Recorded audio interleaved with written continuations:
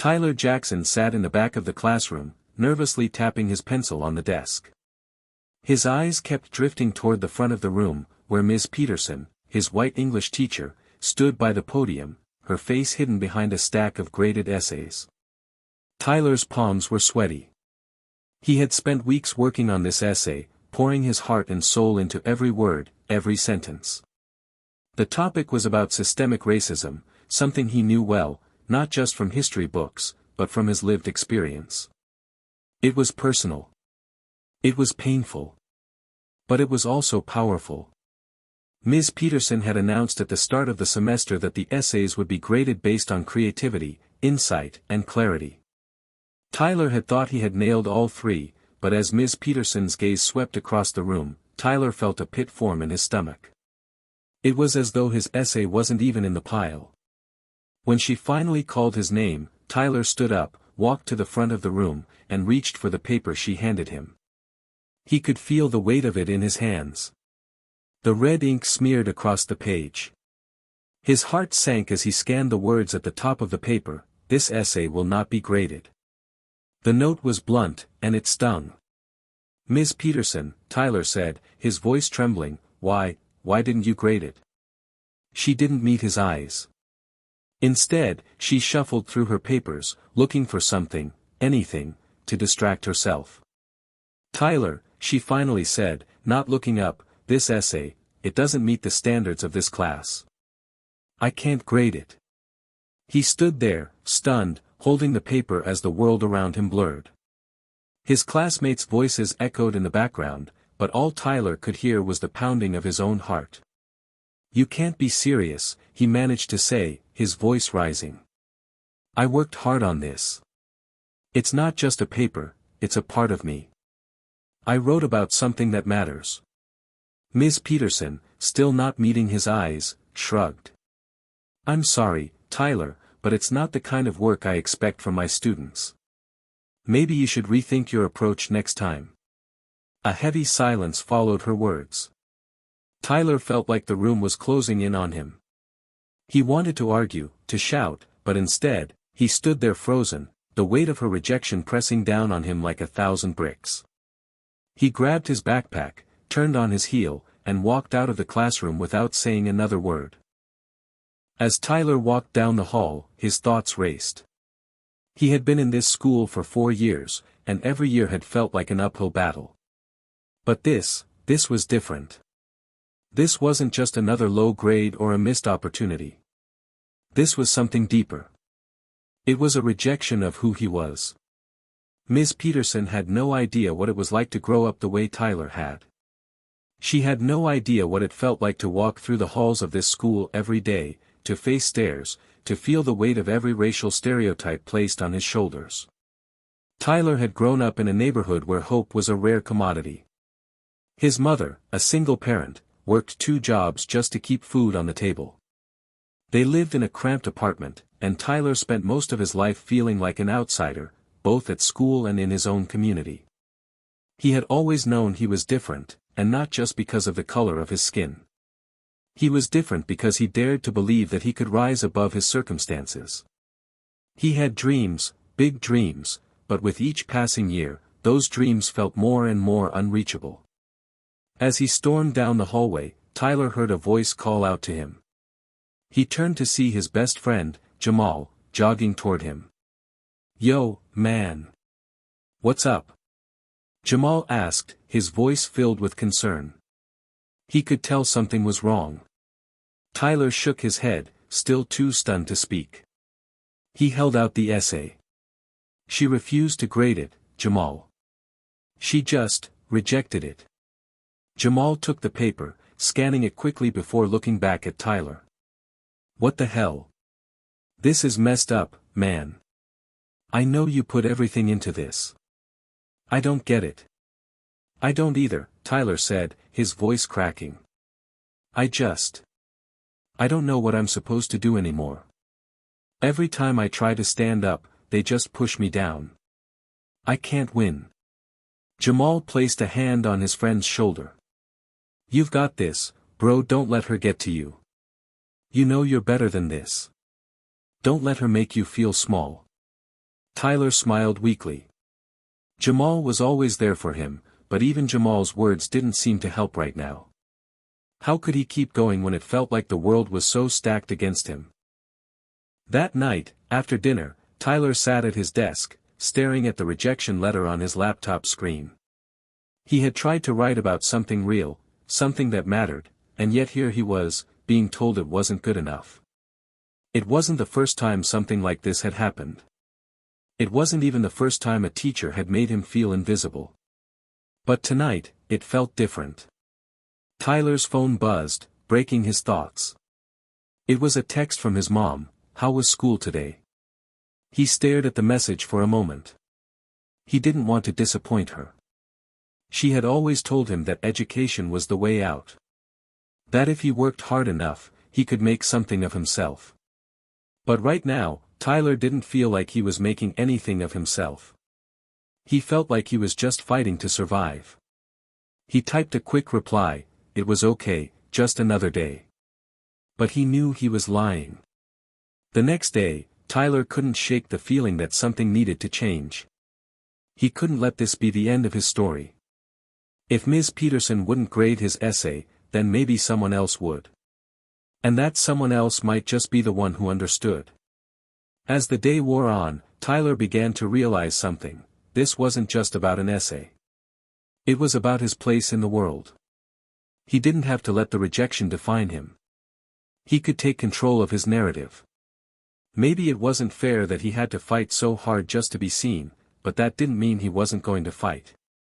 He wasn't sure what would happen next, but he was certain of one thing: he wasn't going to let this be the end. The story was just beginning. Hit subscribe and leave a comment with where you're watching from. This story might just spark a new beginning. What's one thing that always pushes you forward, even when things get tough? Tyler Jackson woke up to the sound of his mother's voice calling from the kitchen. It was still dark outside, the kind of early morning that made everything feel a little too heavy. Tyler sat up in bed and rubbed his eyes, trying to shake off the remnants of the dream he'd just had. He couldn't remember the details, but it had left him with a sense of unease, a nagging feeling that something was about to change. He dragged himself out of bed and into the kitchen, where his mother, Monica, was already preparing breakfast. Her face was tired but determined, like it always was. Monica had worked 2 jobs for as long as Tyler could remember, one as a nurse's assistant at the local hospital, the other as a part-time cashier at a convenience store. It was a grueling schedule, and it often meant she came home late, too exhausted to do anything but collapse into bed. But despite the exhaustion, she always made sure to put a hot meal on the table for Tyler before he went to school. She had done that every day for as long as he could remember. "Morning, baby," Monica said, turning toward Tyler with a smile. "You sleep okay?" Tyler nodded but didn't speak at first. Instead, he sat down at the small, worn-out kitchen table and stared at his cereal. His mind was still on the essay, the rejection, and the painful reminder that despite all the effort he had put in, it had been dismissed. His mother noticed the change in his demeanor and sat down across from him, her brow furrowing in concern. "What's going on, Tyler?" she asked, her voice gentle but firm. He sighed deeply. "I don't know, Mom. I worked so hard on this essay. I thought I had nailed it. And then Ms. Peterson she didn't even give it a chance. She wouldn't grade it. She said it wasn't up to her standards." Monica's face softened, and she reached out to touch his hand. "I'm sorry, baby. I know that's gotta hurt. But you know, sometimes people, they don't see us the way we see ourselves. They don't always recognize our worth." Tyler looked up at his mom, his eyes filled with frustration. "But I thought this time it was different, Mom. I thought if I worked hard enough, if I gave it everything I had, it would be enough. But it's never enough, is it? No matter how hard I try, I'm always the kid in the back of the room. I'm always the one who's overlooked." Monica's eyes softened, and she squeezed his hand. "You're not invisible, Tyler. You're my son, and that makes you worth more than anything this world could ever tell you. It's not always going to be easy. I know that. But don't ever let anyone make you feel like you don't matter. Tyler nodded, but the words didn't seem to comfort him the way they usually did. He had heard them all before. I don't know, Mom. It just feels like everything is stacked against me. I try to do the right thing, but it feels like no matter what, I'm always the outsider. Monica took a deep breath, her eyes growing distant as she gazed out the window. She had lived through her own struggles, battles that had been fought in silence, battles that had never been acknowledged by anyone but her. She knew what it was like to be overlooked, to be underestimated, and to have your dreams pushed aside because of who you were. But she also knew that there was a strength in her son, a strength that ran deeper than the hurt he felt right now. Tyler, listen to me, she said, her voice steady and filled with conviction. You're going to face challenges. We both have. But that doesn't mean you give up. You have to keep going, even when it seems like the world is working against you. Especially when it feels that way. You have something inside you that no one can take away. Your voice. Your story. Don't ever forget that. Tyler met his mother's gaze, and for the first time that morning, he felt a flicker of hope. Maybe she was right. Maybe he didn't have to let this rejection define him. But it didn't change the fact that he still felt unheard, unseen. It didn't change the fact that no matter how hard he tried, there were still people who would never see him for who he really was. After breakfast, Tyler grabbed his bag and headed out the door. His mom kissed him on the cheek as he left, telling him to have a good day. He smiled back, but the weight of everything still hung heavy on his shoulders. At school, Tyler tried to focus on his classes, but his mind kept drifting back to the essay. He knew he had written something important. He had written about the pain of living in a world that judged him based on the color of his skin. He had written about the microaggressions, the stares, the whispers. He had written about the system that made it harder for him to succeed, no matter how hard he worked. He had poured all of that into the paper, and yet Ms. Peterson had dismissed it without even reading past the first paragraph. He had never felt so invisible. As the day went on, Tyler's thoughts were interrupted when he saw Jamal waiting for him outside their history class. Jamal was his best friend, the one person who had always been there for him, even when the rest of the world seemed to turn its back. Yo, T, Jamal called, waving him over. You good? I can tell something's been bugging you. Tyler didn't even try to hide it. It's that damn essay. Ms. Peterson rejected it. Didn't even give me a chance.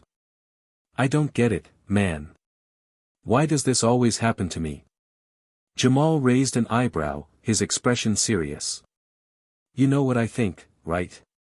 She didn't reject your essay, she rejected you. Or at least, what she thought you were. But you know you're better than that, right? You're smarter than anyone gives you credit for. Tyler couldn't help but laugh, though it was more of a dry chuckle. I don't feel smart right now, Jamal. I just feel. I don't know, invisible. You're not invisible, bro, Jamal said, his voice firm. You just gotta make them see you. Don't let her get to you. Don't let anyone get to you.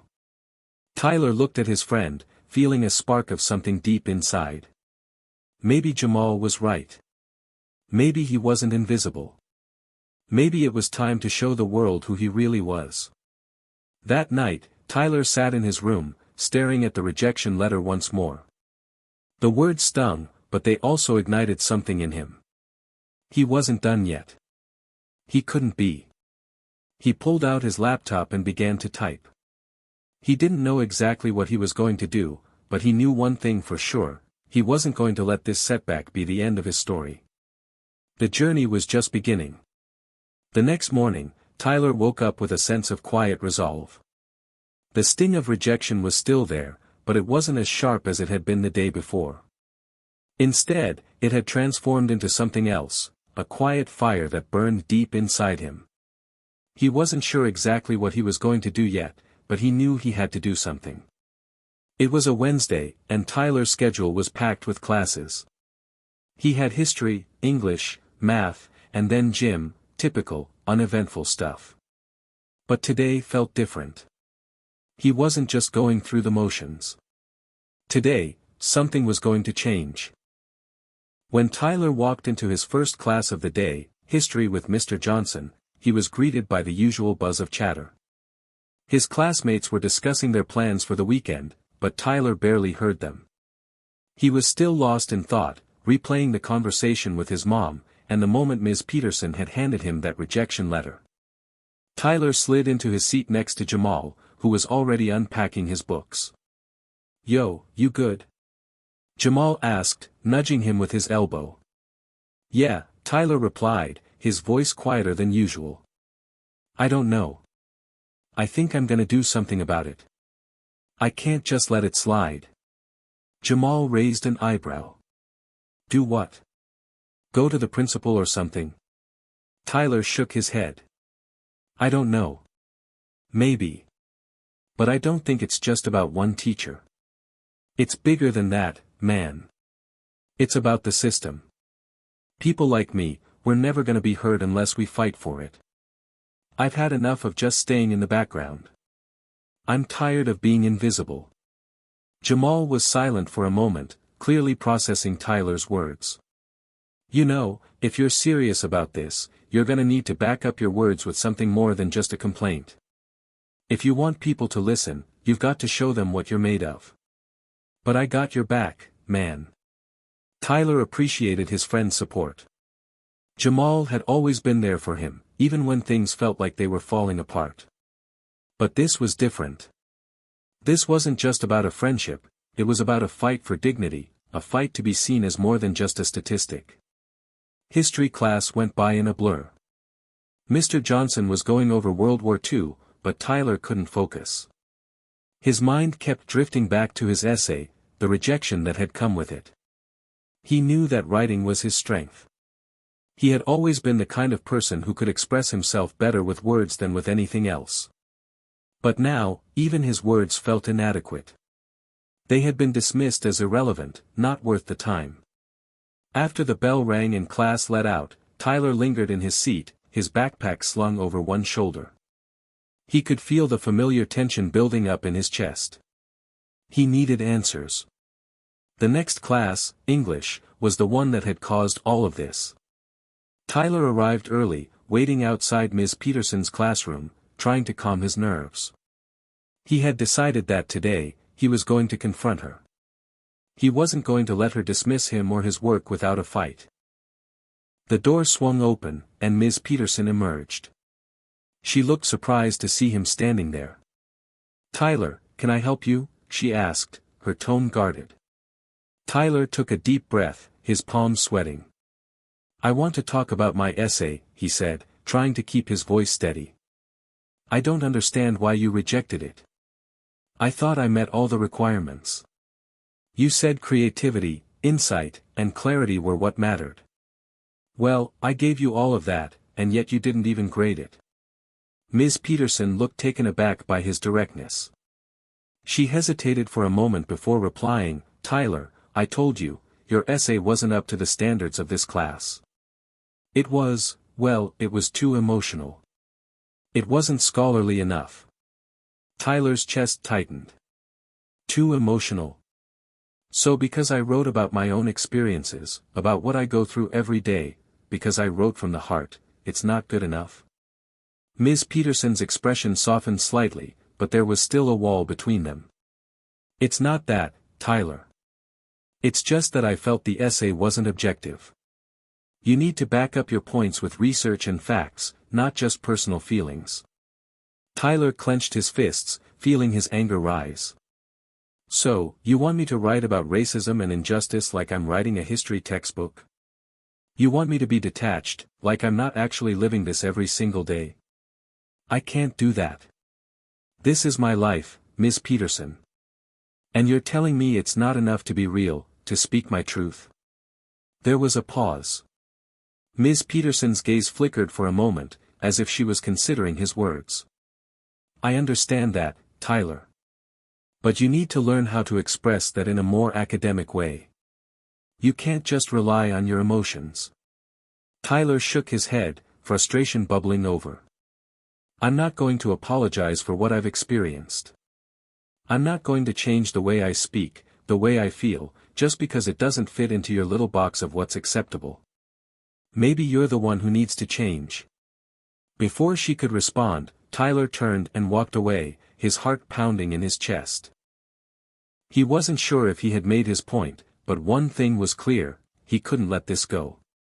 He had stood up for himself, but he had also begun to realize something else. This wasn't just about Ms. Peterson. This was about all the people who would never understand what it was like to be him. To walk through life as a black person, constantly judged, constantly overlooked, constantly fighting to be seen. As Tyler walked down the hall toward his next class, he realized that his fight wasn't over.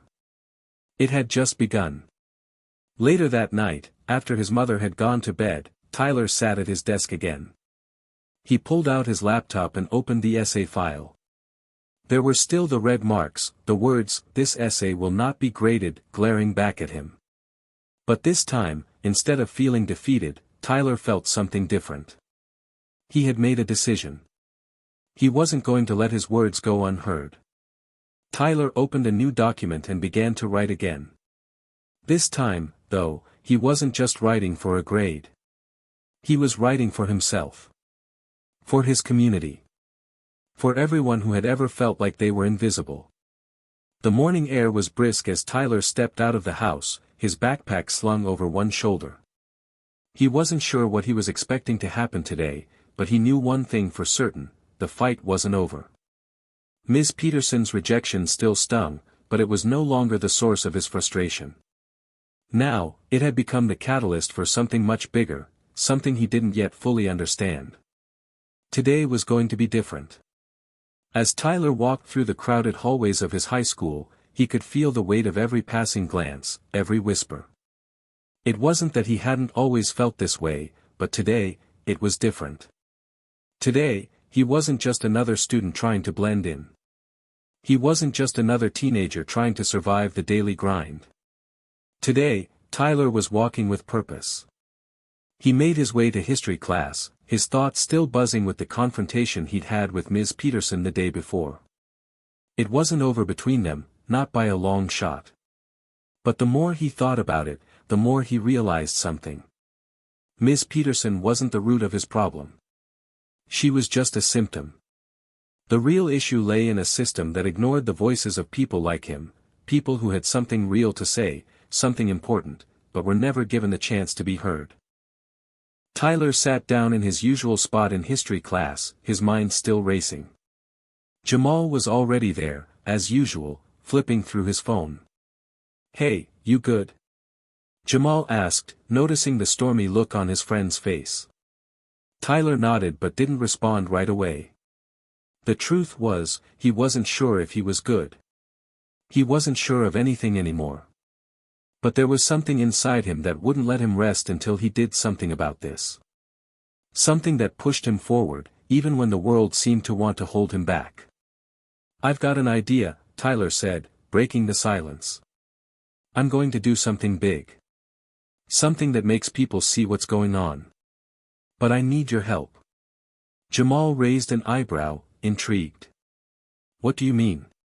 What kind of something big?" Tyler hesitated for a moment, looking around the room as if expecting someone to overhear.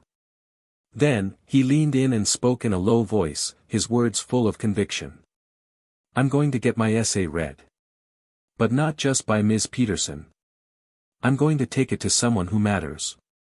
Someone who has the power to change things. I want to go to the principal."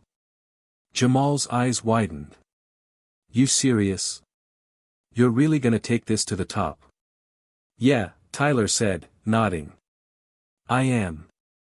If she won't listen to me, then I'll make sure someone who can does. I'm done being invisible. I'm done waiting for someone to recognize me. It's time to make them see." Jamal looked at him for a long moment, and then he gave a slow nod. "All right, I'm in. But you gotta be ready. It's not gonna be easy. The principal's not gonna just listen because you say so.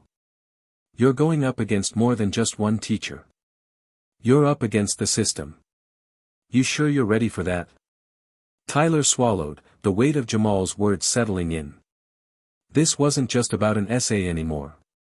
This was about something much bigger. But he knew, deep down, that there was no going back now. He was ready. Yeah, I'm ready, Tyler said, his voice steady. It's time to be heard. Later that afternoon, after school, Tyler walked to the principal's office with Jamal by his side. He could feel his heart pounding in his chest, but he kept his head high.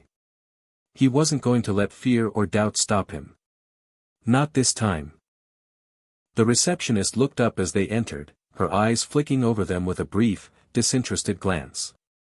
"Can I help you?" she asked, her voice flat. "I need to speak with Principal Morgan," Tyler said, his voice firm. The receptionist raised an eyebrow, clearly surprised by his request. "About what?" "It's about an essay I wrote." "I need to talk to him about it," Tyler replied, his voice unwavering. She hesitated, glancing down at her phone for a moment, before looking back at him. "Wait here," she said, pointing to a row of chairs along the wall. Tyler and Jamal sat down, the minutes dragging by like hours. Tyler's thoughts raced, his mind filled with what he was about to do. This wasn't just about fighting for his essay. It was about making sure that his voice, and the voices of others like him, were heard.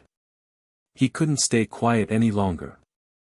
He couldn't let anyone dismiss him as just another student who didn't matter. After what felt like an eternity, the door to the principal's office opened, and a tall man with graying hair stepped out. His name was Principal Morgan, a man who had always seemed distant to Tyler, like an authority figure who was more concerned with rules than people. But today, Tyler wasn't intimidated. Today, he was determined to make a change. "Tyler," Principal Morgan said, his voice warm but cautious. "What can I do for you?" Tyler stood up, his hands shaking slightly, but he didn't back down. "I need to talk to you about an essay I wrote.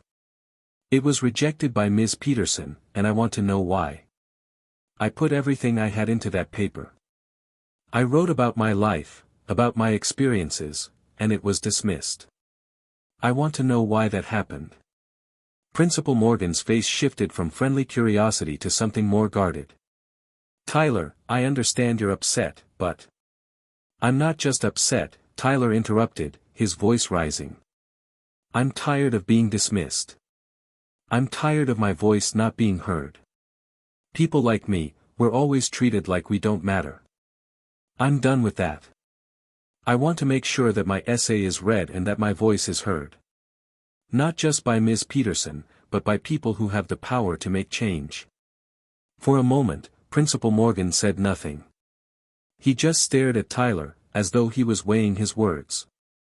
Tyler stood there, not backing down, not letting the tension push him into silence. Finally, Principal Morgan spoke. "I hear you, Tyler. And I want to make sure your concerns are addressed. Let me take a look at your essay, and we'll see what we can do." Tyler felt a mix of relief and defiance wash over him. This was it. The beginning of something new. He had taken the first step, and now there was no turning back. Later that evening, as Tyler sat in his room, he thought about what had just happened. The principal had agreed to look at his essay and promised to meet with him again soon. It wasn't a victory yet, but it was a start. For the first time in a long time, Tyler felt like he was on the right path. He opened his laptop again, staring at the blank page. His essay had already made a difference. It had already forced him to confront his own fears, his own doubts. But now, it was time to take it further. This was about more than just one assignment. It was about changing the way people saw him, and the way they saw everyone like him. The journey had just begun. Tyler couldn't sleep that night. The events of the day had left him restless, his thoughts a jumbled mess. He lay in his bed, staring up at the ceiling, the faint glow of the streetlights outside casting shadows across his room. There were too many questions swirling in his mind, too many what-ifs. But the one question that kept coming back was the one he was afraid to face: what if nothing changes? He had taken a risk by going to Principal Morgan. He had fought for his voice to be heard, and for once, it seemed like someone was finally listening. But deep down, Tyler couldn't shake the nagging fear that it was all for nothing. He had fought so hard to make people see him, to make them understand his pain. But what if they didn't? What if the system was just too big to change? The next day, he arrived at school with a sense of anxious anticipation. He had spent the morning pacing back and forth in his room, waiting for the moment when Principal Morgan would call him down to his office. That call never came. Instead, it was a small note passed to him in history class, right before the bell rang. It was from Principal Morgan. "Please meet me in my office after school today. We need to discuss your essay." Tyler's heart skipped a beat. He had been expecting this, waiting for it, even, but now that the moment had come, he felt a mixture of dread and hope. What did it mean? Was he about to be given a second chance? Or was this just a formality to shut him down once and for all? After the final bell rang, Tyler walked down the hall toward Principal Morgan's office. His hands were sweaty, his mind racing. The moment he stepped into the office, Principal Morgan gestured for him to sit. "Tyler, I've had a chance to read your essay," Principal Morgan began, his voice steady but serious. "And I need to tell you something. What you wrote, it's powerful. It's real." Tyler sat there, stunned. His mind raced. "You mean, you actually read it?" Principal Morgan gave a slight nod, his face softening. "Yes, and more than that, I understand why you wrote it. I see now that what you were trying to express wasn't just about an essay. It wasn't just about your grades or your ability to write, it was about your experience. And I missed that. I'm sorry." Tyler's throat tightened. He wasn't sure what he had expected, but this wasn't it. For a moment, he couldn't speak. He had been ready for confrontation, for rejection. But what he was hearing was something else, something unexpected. "I'm sorry, too," Tyler said quietly, his voice thick with emotion. "I didn't expect it to be like this. I didn't expect anyone to really understand." Principal Morgan leaned forward. "Tyler, you're right. We, as educators, don't always see the whole picture. We often overlook the real-world issues that our students are grappling with. And in doing so, we sometimes fail to give them the space to express themselves fully." Tyler swallowed hard, the words of validation sinking in. It was almost too much to process. "So, what happens now?" he asked, almost afraid to ask. Principal Morgan sighed. "Well, I've spoken to Ms. Peterson about this, and I've made it clear that she should not have dismissed your work. Your essay was rejected because it didn't meet the usual academic standards of structure and objectivity, but that's not the only way to measure worth. I've decided that we need to reevaluate the grading process, not just for you, but for all of our students. I want to ensure that we're encouraging a broader range of voices." Tyler could hardly believe it. He was hearing words he never thought he would hear from an administrator. "You're going to change the grading system?" he asked, his voice incredulous. "In part, yes," Principal Morgan replied. "But it's bigger than that. I want to create more space for diverse voices. I want our students to feel like they're heard, like their personal stories are valued. This is just the beginning, Tyler. And it starts with you." Tyler felt a lump rise in his throat. His entire life had been spent trying to be seen, trying to make his story matter. He had never expected to be the one to make a difference. But here he was, standing at the crossroads of something bigger than himself. "Thank you," Tyler said softly, his voice barely above a whisper. "Thank you for listening."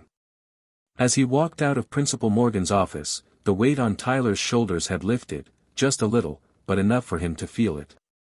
For the first time in a long time, he felt like the world wasn't against him. For the first time in a long time, he felt like someone had truly seen him. Tyler's mind wandered back to the essay, and to everything that had led up to this moment. It wasn't just about the words he had written. It was about the courage to stand up, to refuse to be silenced. He had put himself out there, exposed his truth, and now, his truth was being acknowledged. It wasn't just a victory for him, it was a victory for everyone who had ever felt invisible, for everyone who had ever been dismissed. That night, as Tyler sat down at his desk, he felt a sense of peace wash over him. He opened his laptop and started typing, but this time, he wasn't just writing an essay. He was writing for all the voices that had been silenced for too long. He was writing for the people who had been told they didn't matter, for the people who had been ignored. And as the words flowed onto the screen, Tyler realized something important: this was just the beginning. He had started a conversation, and now, it was time to keep it going. This wasn't just about changing one teacher's mind or getting one essay graded. This was about changing the way people saw him, and the way they saw people like him. It was about showing that their voices mattered. And for the first time, Tyler truly believed that change was possible. The days following his meeting with Principal Morgan were a blur for Tyler. The validation he had received from the principal still resonated in his chest, but the weight of what that validation meant was just beginning to sink in. He had stood up, spoken his truth, and for the first time in his life, he felt as if people were listening, not just hearing his words, but understanding the pain behind them. Despite the overwhelming sense of accomplishment, there was still so much left to do. Tyler knew that the changes promised by Principal Morgan would take time. Systems didn't change overnight. But what Tyler had learned, what he had begun to understand, was that this was just the first step in a much larger journey. On Friday morning, Tyler woke up early, the sun barely rising as he pulled himself out of bed. His body ached from the restless nights of anxiety and anticipation, but today, he felt a quiet sense of peace. As he dressed, he thought about the moment when he would stand before his classmates, when he would speak up again, not just for himself, but for everyone else who had ever been silenced. It wasn't just his essay that mattered anymore. It wasn't just about the rejection or about Ms. Peterson's narrow view of what students could express. It was about everything, the way his voice had been ignored, the way people like him had always been pushed aside. He wasn't alone in this fight, and he wasn't going to let that moment slip away. At school, things felt different. Walking down the halls, Tyler was greeted with nods and smiles from some of his peers, and even a few words of encouragement. Jamal met him by his locker before class, as usual, but today there was something different in the air. A sense of camaraderie, a shared understanding that things were shifting. "You good, man?" Jamal asked, his voice warm with genuine concern. Tyler smiled, although it was small. "Yeah, I'm good. Just, still thinking about everything." "I know, I get it. But hey, this is big," Jamal said, his tone light. "You did something that most people wouldn't even think about doing. You stood up. You made yourself heard. Don't let anyone forget that." Tyler chuckled, the tension in his shoulders easing. "Thanks, Jamal. It feels like it's just the beginning. Like there's still more to do." Jamal nodded. "Exactly. And I'm here with you every step of the way." Later that afternoon, Tyler stood before his history class, his heart pounding. He had been given the opportunity to present his essay once more, but this time, it wasn't just for a grade. This time, it was for something much bigger. Ms. Peterson was seated at the front of the classroom, her usual stern expression softened as she watched him approach the front. Tyler could feel the weight of every eye in the room, but he refused to let it intimidate him. He had come this far. He wasn't about to back down now. Taking a deep breath, Tyler opened a document on his laptop and began reading. His voice was steady, but inside, he was bracing himself for whatever came next. This wasn't just about showing Ms. Peterson that he had the ability to write, it was about showing everyone in the room that his story mattered. It was about demonstrating that the stories of people who looked like him weren't just footnotes in a history book, they were part of the fabric of the world. As he read, Tyler could see the subtle shifts in the faces around him. A few students were nodding along, others were listening intently, and some were even visibly moved. He kept his focus on the words in front of him, but in the back of his mind, he couldn't help but notice the difference. This time, he wasn't just reading an essay for a grade, he was speaking from his heart. When Tyler finished, there was a long pause. For a moment, it felt as if the room was suspended in time. Then, slowly, Miss Peterson stood up. Tyler's stomach tightened. Was this where it all came crashing down? Was she going to tear him apart in front of the whole class? But instead, she looked at him with something different in her eyes.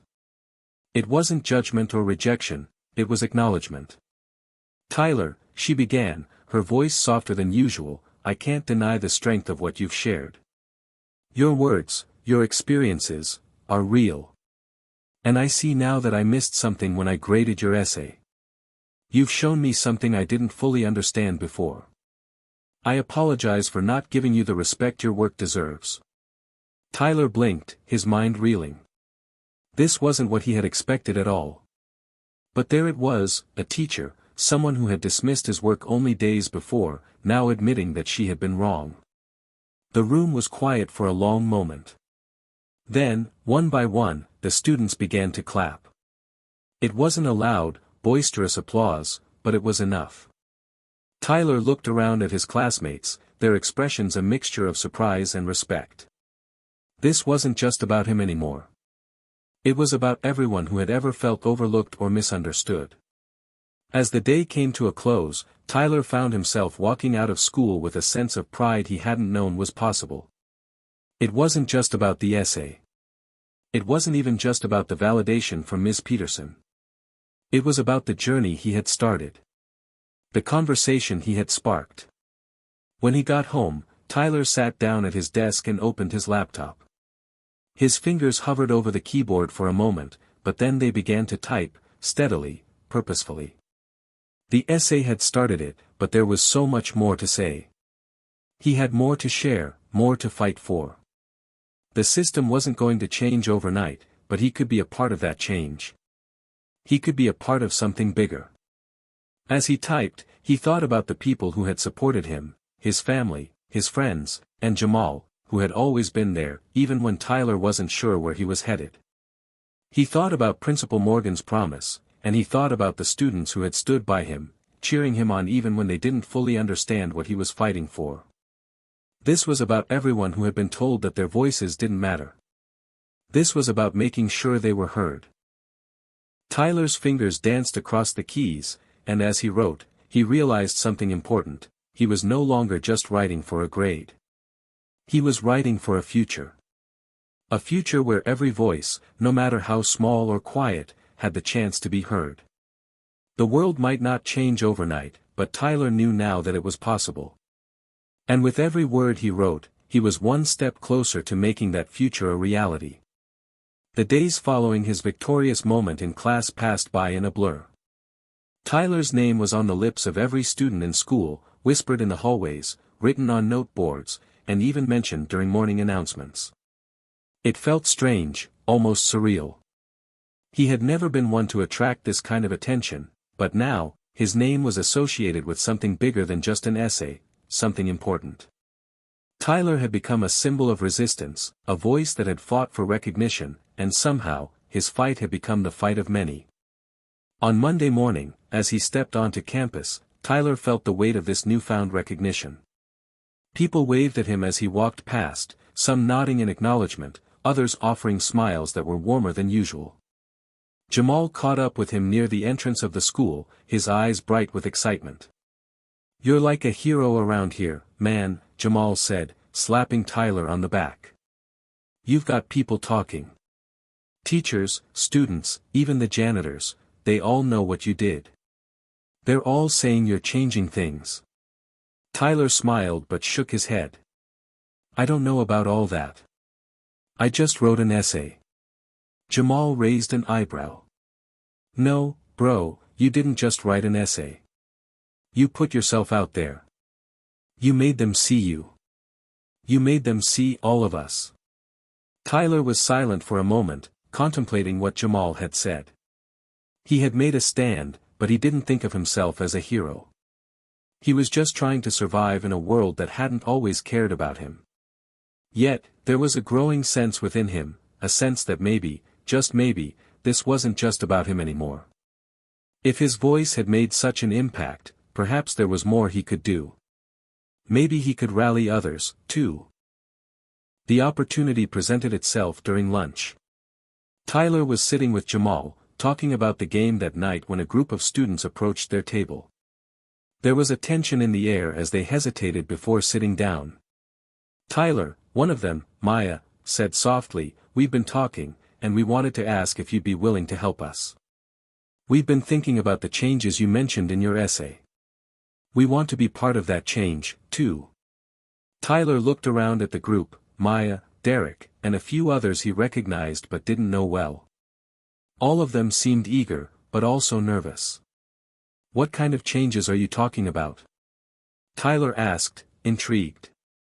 "We're thinking about starting a movement," Maya said, her voice gaining confidence.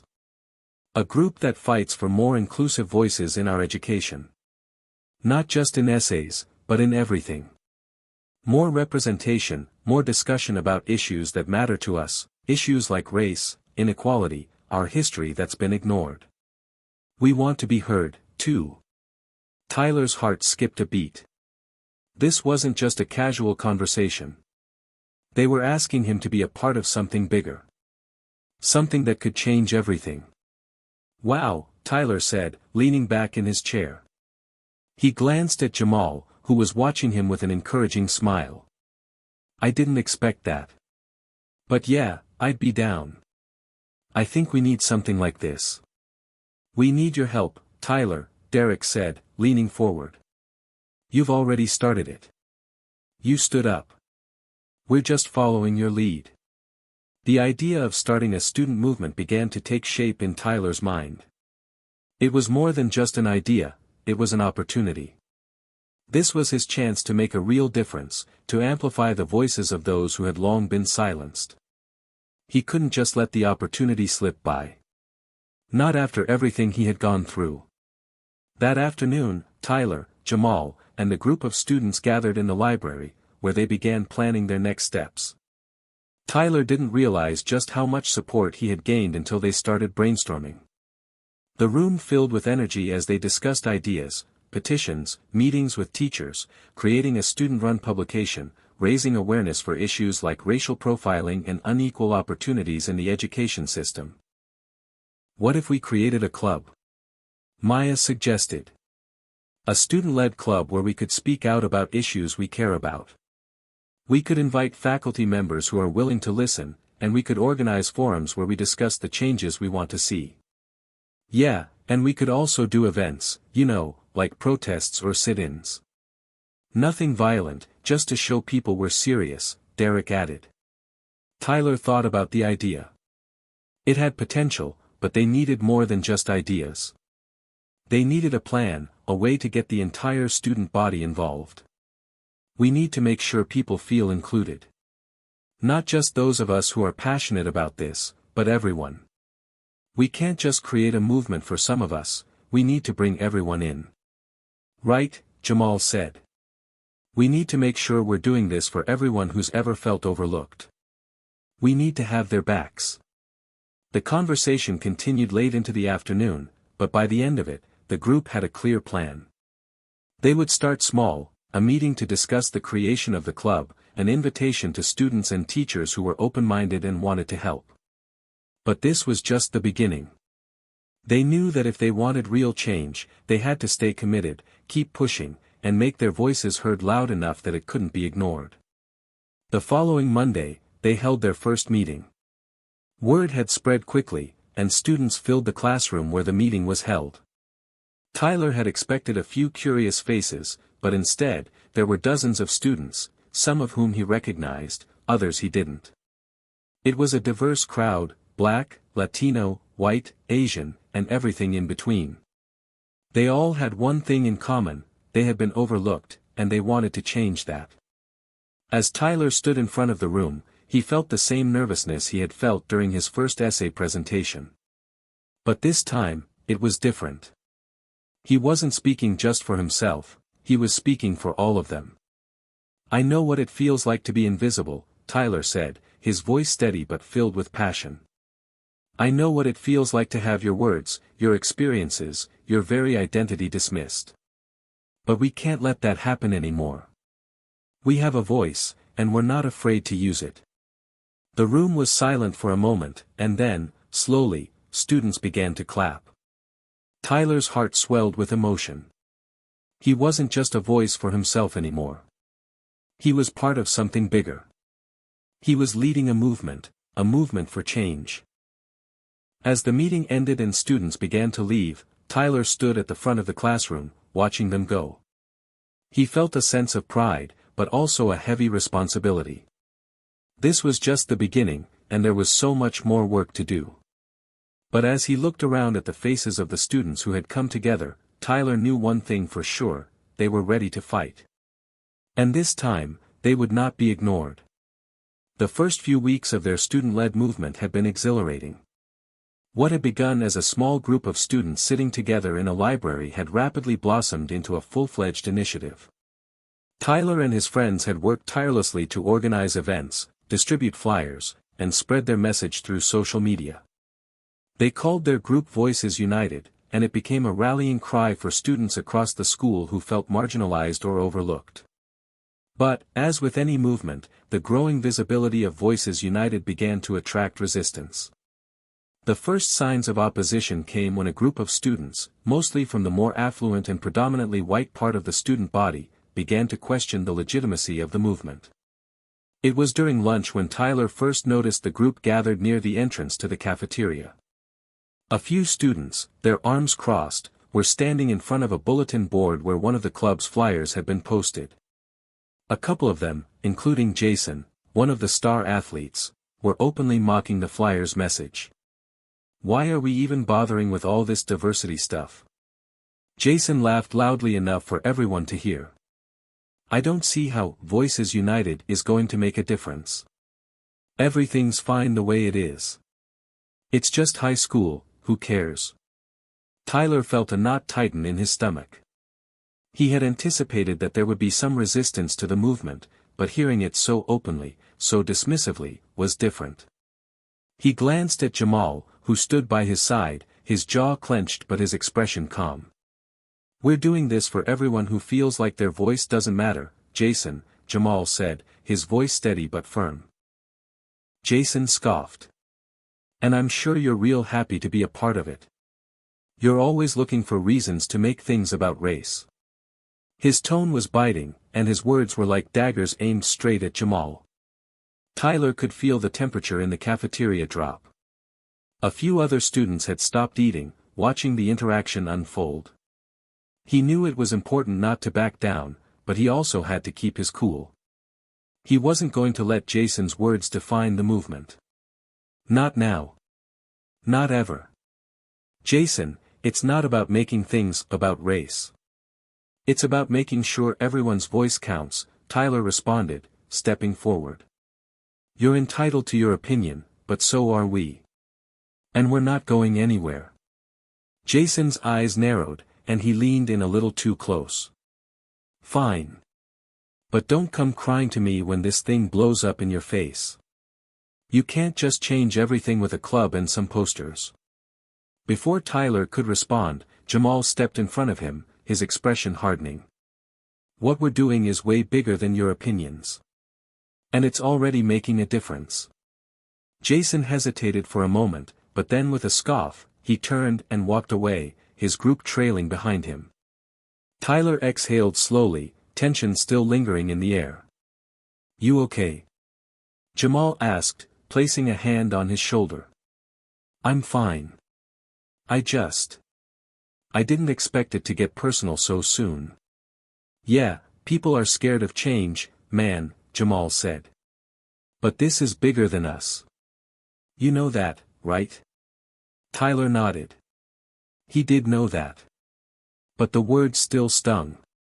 The resistance wasn't just coming from outside their movement, it was beginning to seep into their everyday lives. That afternoon, during their Voices United meeting, the tension from the cafeteria incident lingered. The room was filled with energy, but there was an undercurrent of unease. Students gathered around tables, discussing the best way to push forward, but it was clear that the group was on edge. The backlash was only just beginning, and the pressure was mounting.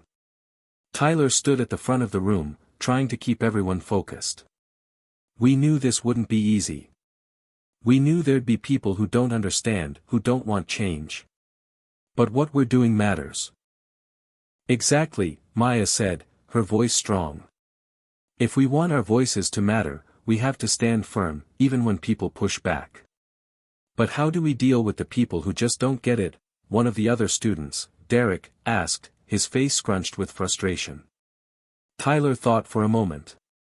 We keep going. We keep speaking. We keep showing them that we're here to make things better for everyone. If they can't see that, that's on them. We don't need to convince them all at once. The room murmured in agreement. Jamal raised his hand, and Tyler gestured for him to speak. We need to remember why we're here, Jamal said. This isn't just about one fight or one person. This is about a whole community of people who've been ignored, pushed to the side, and silenced. We have to stay focused on that. Tyler smiled, grateful for Jamal's steady presence. Exactly. We can't let the negativity drag us down. We keep doing this because it's right. The following days were filled with more resistance.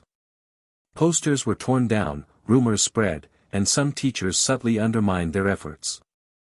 But Tyler refused to let it break their momentum.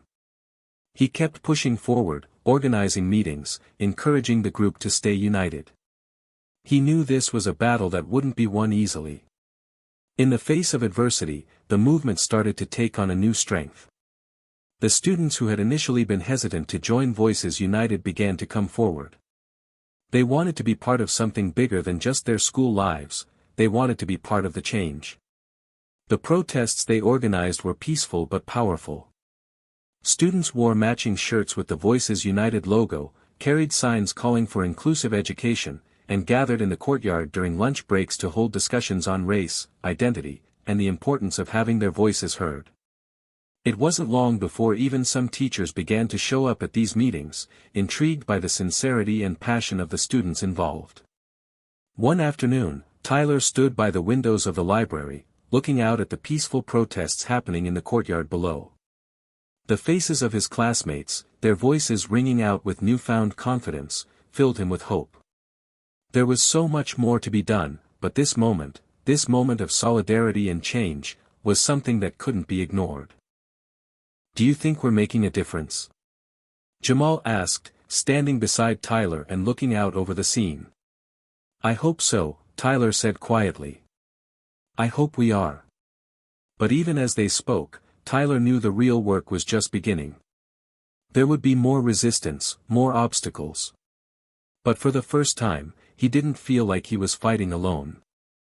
The journey ahead was going to be long and difficult. But one thing was clear, Voices United wasn't going anywhere. The days after the confrontation in the cafeteria and the mounting resistance felt heavier than Tyler had anticipated. But, amidst the opposition, something unexpected began to happen. The more the Voices United movement pushed forward, the more their message resonated with certain students and even teachers. The protests grew more organized, their presence on social media stronger, and slowly, even some of the most skeptical students began to take notice. Still, resistance lingered. There were students who continued to dismiss the movement, labeling it a trend or something to get attention.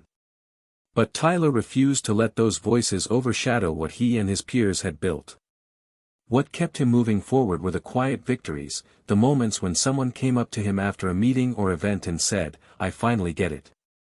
Those moments were his fuel. One afternoon, Tyler was sitting in the school library, scrolling through his phone. He had just uploaded a post about an upcoming rally on the school's social media page, when his phone buzzed with a new notification.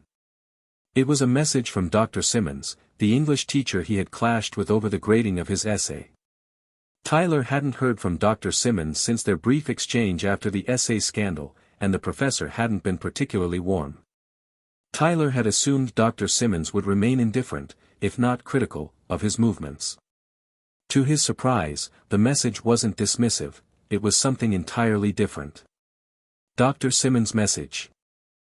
Tyler, I've been thinking a lot about your essay and what you've been doing with Voices United. I'll admit, I didn't fully understand the depth of your argument when I first read it, but I've come to realize how important it is. I've decided to offer you some help. If you're open to it, I'd like to meet with you and your group after school tomorrow to discuss ways we can collaborate. It's time I made up for not giving you the recognition you deserve. Tyler sat there for a long moment, staring at the screen, not quite believing what he was reading. He reread the message several times, his mind racing. Dr. Simmons, one of the teachers who had represented the institution that had rejected him, was offering help. It felt surreal. The professor had been so rigid in their first interaction, so critical. Yet here was an offer of support. He showed the message to Jamal, who was sitting across from him. "What do you think?" Tyler asked, eyes wide. Jamal raised an eyebrow. "It's surprising. But, man, this could be huge. If we can get someone like Dr. Simmons on our side, especially a teacher, they might start seeing us as something more than just a group of angry kids." Tyler nodded, but there was still a sense of caution in his voice. "I don't want to trust him too easily, though. He wasn't exactly friendly when I first tried to talk to him." "True," Jamal agreed, "but maybe this is his way of apologizing. He's not the kind of guy to back down easily, so if he's reaching out like this, maybe he's realized something." The next afternoon, Tyler, Jamal, and a few other Voices United members met in the library after school, waiting for Dr. Simmons. It was a tense anticipation that filled the air. Tyler's mind was still working over the possibilities of what the meeting could mean. Could this be the breakthrough they had been waiting for? When Dr. Simmons arrived, he seemed different than before. He wasn't dressed in his usual stiff, professional attire. Today, he wore a worn-out hoodie and jeans, a subtle sign that he was stepping outside the formal teacher role and engaging as a person. It was a sign of vulnerability that Tyler hadn't expected but appreciated. Dr. Simmons cleared his throat and looked around the room at the group of students who had gathered. He was taller than Tyler remembered, his eyes tired but earnest. He stood at the front of the room for a moment, before sitting down at the head of the table. "I know you're all wondering why I asked to meet with you today," Dr. Simmons began, his voice softer than it had been when they first spoke. "The truth is, I've been reflecting on what's been happening with Voices United. And I realized that I was wrong in how I dismissed your essay. I didn't truly understand the point you were making. But I've seen how passionate and determined all of you are, and I've come to respect that. I believe I can help, if you're willing to accept it." Tyler exchanged looks with Jamal and the others. The room was quiet, the weight of Dr. Simmons' words settling over them like a blanket. "You don't have to apologize," Tyler said after a moment, his voice steady. "We're all just trying to get our voices heard. But, why now? Why reach out to us after everything that's happened?" Dr. Simmons sighed, rubbing the back of his neck. "If I'm being honest, it took me some time to see things from your perspective. I've been teaching for years, and I got comfortable in my way of thinking. I didn't take the time to see that the students in my classroom, especially students like you, needed something more. The system, has been failing so many of you. I've been part of that failure. I want to change that. And I can't do that if I'm stuck in the old ways." The room was quiet for a moment. The group had never expected this level of honesty from a teacher. They had assumed Dr. Simmons would continue to be a figure of authority, but here he was, admitting his own failings. "I've seen what you're doing," Dr. Simmons continued, "and I want to be a part of it. I'm willing to help you organize, guide your efforts in a way that reaches not only the students but the faculty as well. We need this. I need this." Tyler's heart raced. This wasn't just an apology, this was an opportunity. Dr. Simmons could be the ally they desperately needed. He was respected among the faculty and could help bridge the divide between the students and the administration. As the meeting progressed, Dr. Simmons shared ideas for how they could further their cause, including ways to get more teachers involved and how they could structure their protests to be more impactful. He also promised to be their advocate when it came to discussions with school administrators, helping them navigate the political side of their movement. He was offering not just mentorship, but a direct connection to the very people who had been the hardest to convince. As the meeting ended, Tyler stood up, feeling a mixture of emotions. "Thank you, Dr. Simmons," he said, his voice full of sincerity. "We're ready to take this to the next level. And with your help, I think we can make it happen." Dr. Simmons smiled slightly, a glimmer of hope in his eyes. "I think we're just getting started." That evening, as Tyler walked home, he couldn't help but feel a renewed sense of purpose. The road ahead would still be difficult, but with an ally like Dr. Simmons by their side, things were beginning to feel different. They were no longer just students fighting against the system, they were a movement with power, with direction, and with a plan. Tyler's steps felt lighter than they had in weeks. He knew the fight wasn't over, but for the first time in a long while, he felt like they had a real chance at winning. The day after their meeting with Dr. Simmons, Tyler felt a surge of optimism. For the first time, there was a clear path ahead. With Dr. Simmons in their corner, Voices United had not only gained legitimacy but had secured a crucial ally within the school's faculty. His promise to help them navigate the administration meant that they now had an advocate who understood both the students' needs and the intricacies of the system. However, Tyler knew that the victory was still fragile. While the students were more motivated than ever, the real test would come when they had to face the school's administration, the very individuals who had turned a blind eye to the concerns of the student body for years. The next obstacle appeared in the form of Principal Harris. It was a Monday morning when Tyler, Jamal, and Maya were summoned to the principal's office. The email had come out of nowhere, and Tyler couldn't shake the feeling that this wasn't going to be a casual chat. The subject line had read, "Meeting request, Voices United Group."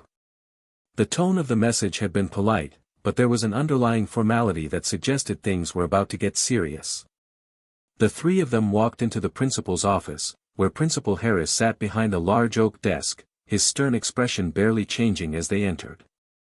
Harris was a tall man in his mid-40s with a well-groomed mustache and a sharp gaze that seemed to cut through everything. He was a figure of authority, someone who commanded respect, but whose presence also made people uneasy. "Sit down, please," he said, gesturing to the chairs across from him. Tyler took a deep breath, followed by Jamal and Maya. The weight of the moment hung heavy in the air. "Mr. Simmons spoke with me yesterday," Principal Harris began, his voice steady but cold. "He's made it clear that you are working on some kind of student-led movement. A movement that, according to him, has caused quite a stir among the student body. I've also heard from some of your teachers. I have to admit, I'm a little concerned about where all this is going." Tyler's stomach tightened. He'd been expecting something like this. The school's administration had always been more concerned with maintaining order than actually listening to the students. And now, it seemed like they were about to push back. "We are simply trying to ensure that every voice is heard," Tyler said, his voice calm but firm. "Our group is about giving students, especially those who feel left behind, the platform to speak out. We want to create change, not disrupt the school." Principal Harris leaned back in his chair, his fingers steepled in front of him. "I understand your sentiments, Tyler. I really do. But this movement of yours, it's stirring things up. Some of the students are beginning to feel unsettled. You're encouraging protests, holding rallies during class time. That's not the way we do things here. There are rules." Maya spoke up, her voice clear and measured. "But the rules have been unfair. For years, our voices have been ignored. We're not doing this to disrupt, we're doing this to be heard. Students are starting to wake up and realize they matter. Isn't that something we should encourage?" Principal Harris's eyes narrowed slightly, but his expression remained unchanged. Encouraging students to be vocal is one thing. Encouraging them to challenge the very structure of the school is another. If you want to make a difference, you have to do it through the proper channels. Jamal crossed his arms, clearly frustrated but trying to remain composed. The proper channels have never worked for us. We've tried going through the right steps before, and we've gotten nowhere. This is our way of being heard. This is the change we need. Principal Harris paused, his gaze lingering on the group of them. There was a long silence, filled with tension. Then, finally, he sighed. Listen, I'm not going to shut you down. But I do need to make it clear that this cannot continue without limitations. I'm willing to work with you, but only if you follow the rules. No more protests during class hours. No more unapproved gatherings. If you want to make a change, you'll need to work with us, not against us. Tyler felt a knot form in his stomach. This wasn't exactly the open endorsement they had hoped for. It was a compromise at best, and a subtle threat at worst. He understood the need for structure in a school environment, but this felt more like an attempt to neutralize their efforts without actually addressing the underlying issues. We'll keep that in mind, Principal Harris, Tyler said, trying to sound respectful despite the frustration that was bubbling up inside him. But we're not going to stop. This movement is important. And we won't let it fade just because it's uncomfortable for some people. Principal Harris's gaze softened slightly, but the sternness never fully left his face. I hope you understand the position you're putting yourselves in. If this escalates, if the protests turn violent or disruptive, I won't hesitate to intervene. I'd like to think we can work together on this. But I'm warning you, this will not be tolerated if it gets out of hand. Tyler nodded, his mind already racing with what this new development meant. They couldn't back down. They had come too far. But it was clear that their next steps needed to be calculated. They couldn't afford to make any missteps now.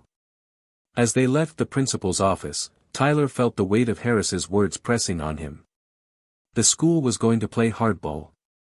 They were being given a choice: follow the rules and play nice, or face consequences.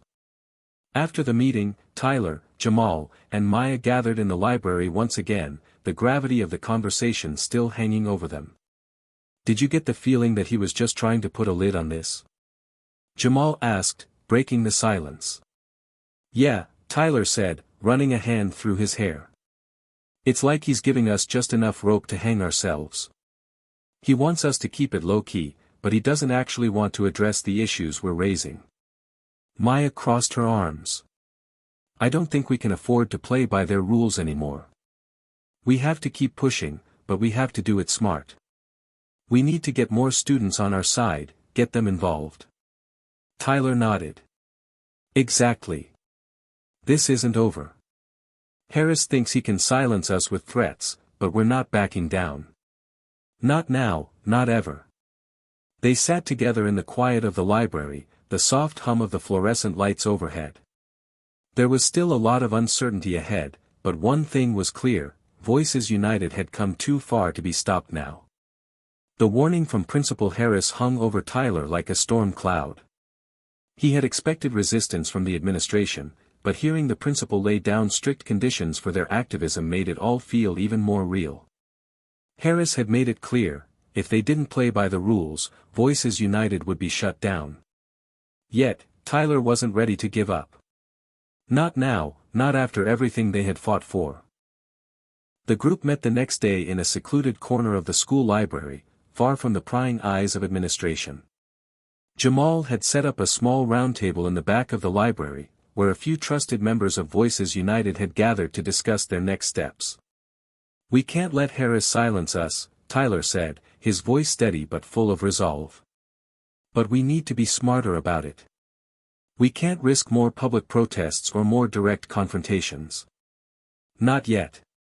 We need to find a way to keep pushing without getting caught in their crossfire. Maya, ever the strategist, nodded. We need to go underground. If we're going to keep this movement alive, we have to be more subtle. We need to get our message out, but without drawing too much attention. Tyler leaned in, his eyes sharp. What do you mean, go underground? Maya smiled slightly. We start building an underground network.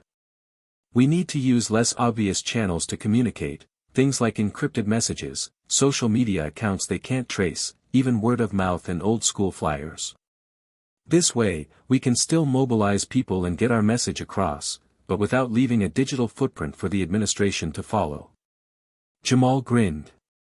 You're talking about going full-on covert. I like it. Exactly, Maya said. We use the resources we have, but we work smart. We know the administration is watching the big channels, social media, official school events, protests.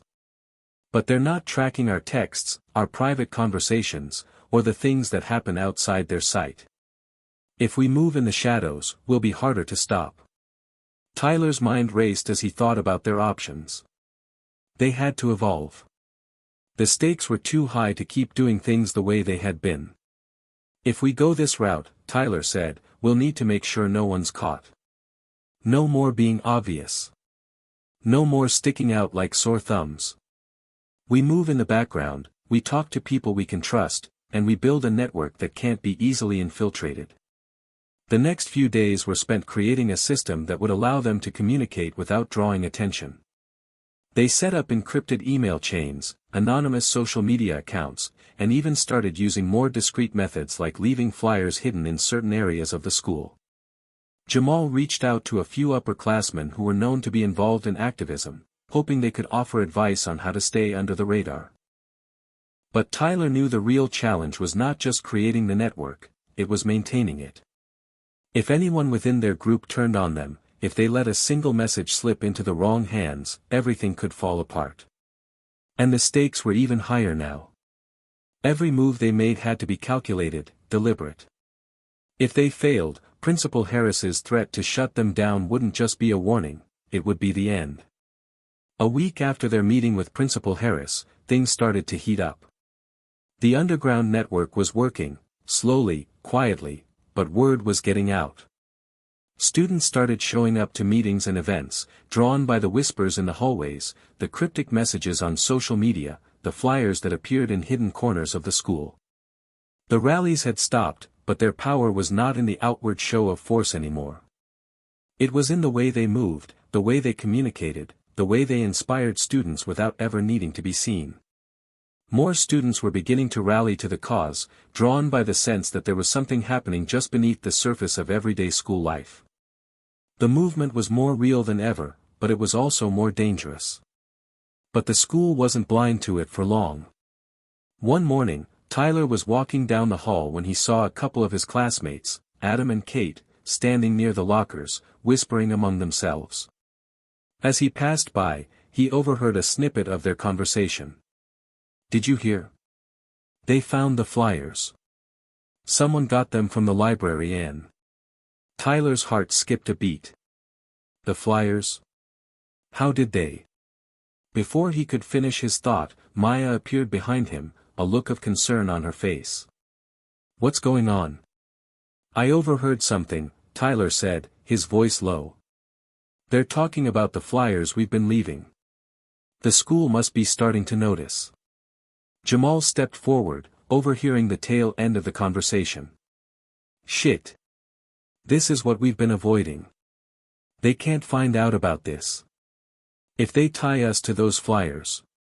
We need to move fast, Maya said. Get ahead of this. We need to make sure they don't catch wind of anything else we're doing. Tyler nodded. We need to make this right. If they start putting the pieces together, it's over. Later that day, Tyler called an emergency meeting of the core members of Voices United. As they gathered in the library, the weight of the situation hung heavy in the air. They couldn't afford any slip-ups now. Tyler and his team had worked too hard to let their movement collapse under pressure. We need to be smarter, Tyler said, looking each of them in the eye. We've got to make sure they don't track us through the flyers or anything else we've done. We can't risk leaving a trail for them to follow. Jamal rubbed his chin thoughtfully. I can reach out to a few people I trust who haven't been involved yet. Maybe they can help us with different methods of spreading the word. We need more hands on deck. Maya added, and we need to tighten security.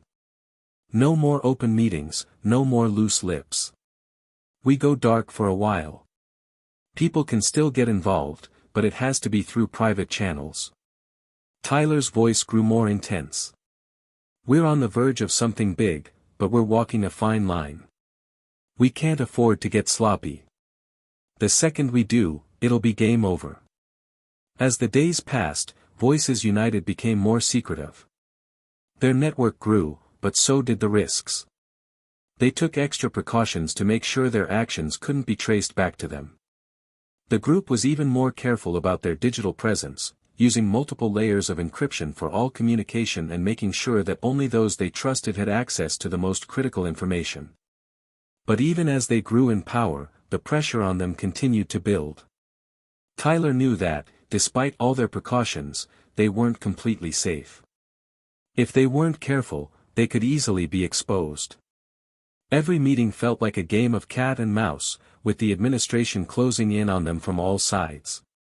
And yet, the movement was stronger than ever. Hit subscribe and leave a comment with where you're watching from. This story might just spark a new beginning. What's one thing that always pushes you forward, even when things get tough? The following weeks were a blur of quiet strategies and even quieter victories. Voices United had become an almost mythical presence at the school. Whispers passed between students in hallways, and subtle flyers appeared in unlikely spots, each one like a secret handshake, a call to action for those in the know. Every conversation felt like a quiet rebellion, and with every passing day, Tyler felt the movement grow stronger, more unified. But, as always, with growth came danger. It was late one afternoon when the first real crack in their carefully constructed wall appeared. Tyler, Maya, and Jamal were in the library again, their usual meeting place, when Tyler's phone buzzed. He glanced down at the screen and saw a name that made his heart stop, Principal Harris. He had already made it clear that they were being watched. This was it, the first major sign that the administration was actively trying to dig deeper into their covert network. Tyler felt a surge of panic but quickly suppressed it. No, they couldn't afford to panic. Not now. Answer it, Jamal said, his voice unusually calm. We have to face this head-on. Tyler nodded and hit the answer button, putting the phone to his ear. He felt Maya and Jamal's eyes on him, waiting for whatever was about to unfold. Hello, Tyler, Principal Harris's voice came through the phone, smooth and controlled. I'm sure you know why I'm calling. Tyler's heart raced, but he forced his voice to stay steady. I'm listening. I've been made aware of certain activities around the school, Harris said, his tone not accusatory but more like a quiet threat, as though he already knew the answers he was seeking. We found a series of flyers with messages about student rights, about change. I'm also hearing rumors of meetings, of secret gatherings. I'm not sure what you're all trying to accomplish, but I can assure you that this will not go unnoticed. Tyler's mind spun. He's found the flyers. How? Who turned us in? His stomach tightened, but he didn't let his voice falter. We're not trying to do anything wrong, Tyler said carefully. We're just trying to ensure that students' voices are heard. The administration has ignored us for years. We're only asking for change. I'm not interested in hearing more of your rhetoric, Tyler, Harris interrupted, his voice growing sharper. You're crossing a line, and I can't stand by and let this continue. If you and your friends don't stop, there will be consequences. Serious ones. Tyler swallowed, trying to keep his emotions in check. The fight he had been avoiding, the confrontation with Harris, was finally here. And it wasn't going to be a quick or easy resolution. We're not backing down, Tyler said, his voice unwavering. This is bigger than you or me. This is about the students. There was a pause on the other end of the line. Tyler could feel the tension building, and for a moment, it felt as though Harris might speak in anger, but then his tone softened, like a predator preparing to strike. You've been warned, Harris said finally. We'll see how long this rebellion lasts. I'm giving you one last chance to stop this, Tyler. Or we'll take action. Tyler ended the call before Harris could say anything else.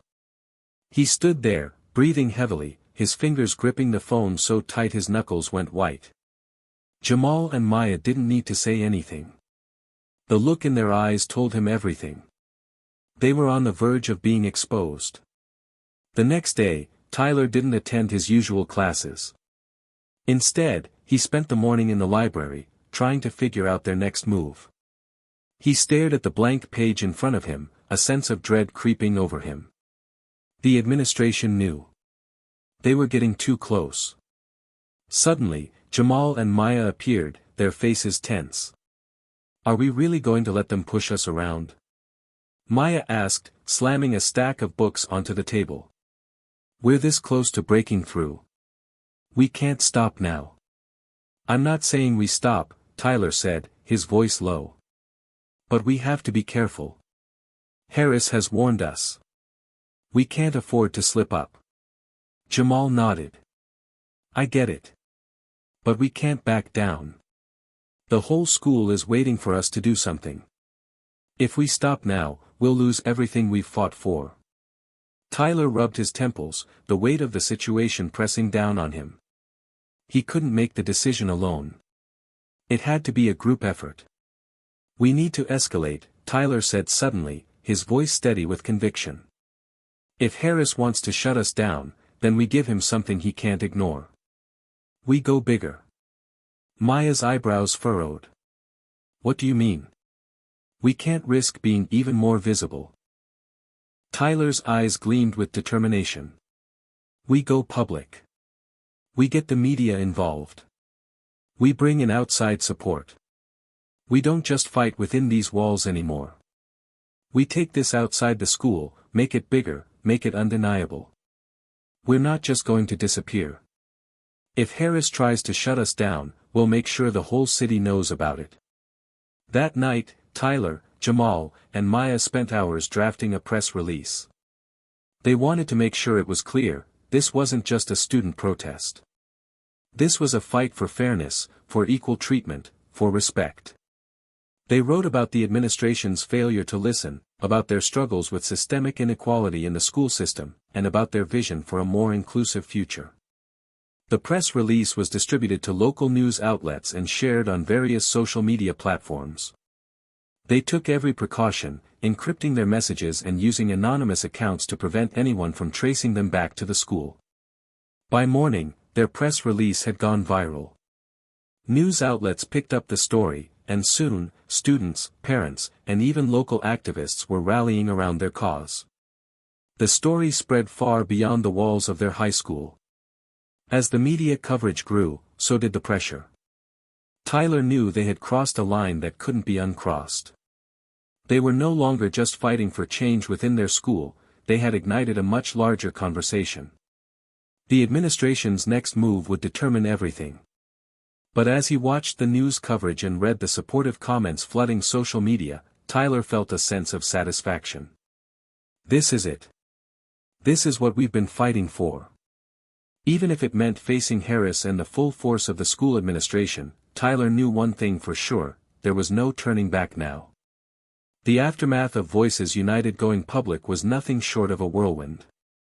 The press release had spread like wildfire, and the story of a group of students rising up against the administration's oppressive tactics became headline news. Local TV stations ran segments, news blogs shared their quotes, and social media erupted in support. Tyler, Maya, and Jamal watched in awe as their movement, once just a whisper in the halls of their high school, became a rallying cry for people across the city. But with the flood of attention came the inevitable backlash. Tyler arrived at school the following morning, his stomach twisted in knots. As he walked through the gates, he could already feel the weight of hundreds of eyes on him. The halls were buzzing, not with excitement, but with uncertainty. Whispers spread like wildfire, some students excited and others fearful. There were murmurs of the school administration preparing to respond. It wasn't just the students who were talking, Tyler could feel the eyes of the teachers on him, too. Some offered subtle nods of encouragement, while others avoided eye contact altogether. The threat of retribution was real, and it was clear the administration had already begun strategizing their counterattack. When Tyler entered the main building, he saw a group of teachers huddled together, discussing something in hushed tones. One of them, Ms. Jenkins, a teacher Tyler had always admired for her honesty and integrity, caught his eye. She hesitated, then approached him.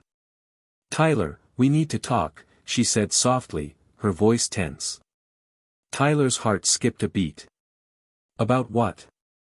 "I've seen the news," she said, looking around to make sure no one could overhear. "This movement, it's more than just about school reform, isn't it?" Tyler nodded slowly, sensing the weight in her words. "It's about fighting for what's right. It's about our voices being heard." Ms. Jenkins sighed, her expression conflicted. "I get that. But be careful, Tyler. The administration, they're preparing to do more than just ignore you. They've already started gathering evidence against your group. The media is just the beginning."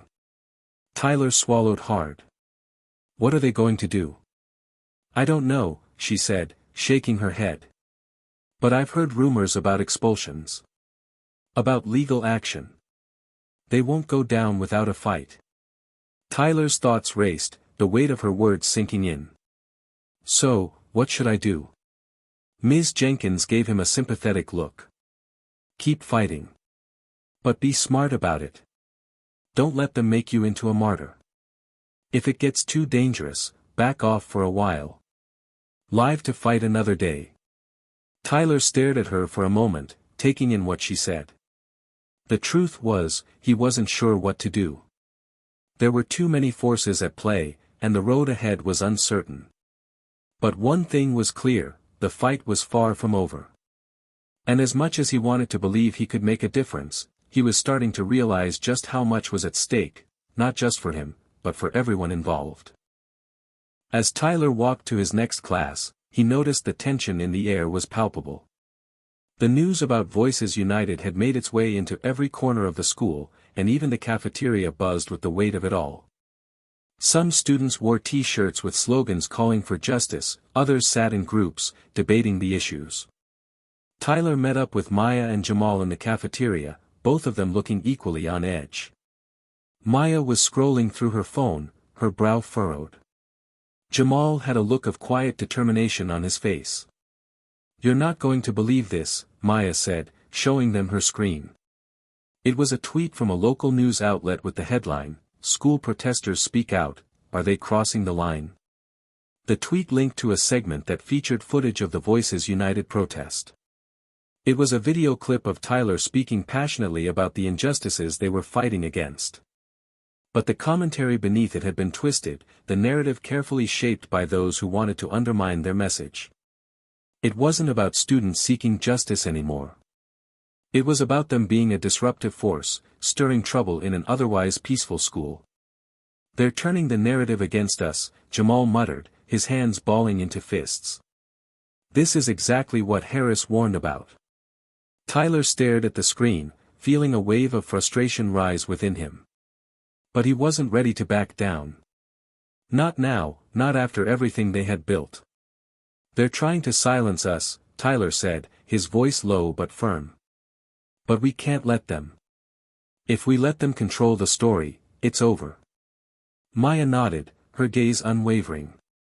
"We need to get ahead of this. If they're twisting the narrative, then we need to take control of it. We can't just sit back and let them paint us as villains."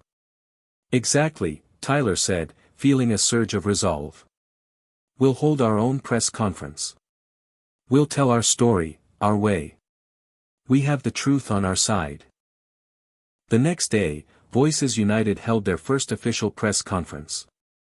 It wasn't big, just a small gathering of students, some supporters, and a handful of local reporters, but it was a powerful statement. Tyler stood at the front, Maya and Jamal by his side, as the crowd of reporters turned their cameras on them. It felt like the world was watching, and for the first time, Tyler realized just how much pressure was on his shoulders. But this time, he wasn't afraid. "Thank you all for coming," Tyler began, his voice steady. "We're here today because we believe every student deserves to have a voice. A voice that is heard and respected, a voice that is not ignored because of their race, their background, or their ideas. He paused, looking out at the faces before him, reporters, students, and supporters. His heart raced, but he kept his composure. What you're hearing from the administration is not the full story. They've tried to paint us as troublemakers, as a threat to the system. But all we're doing is asking for fairness.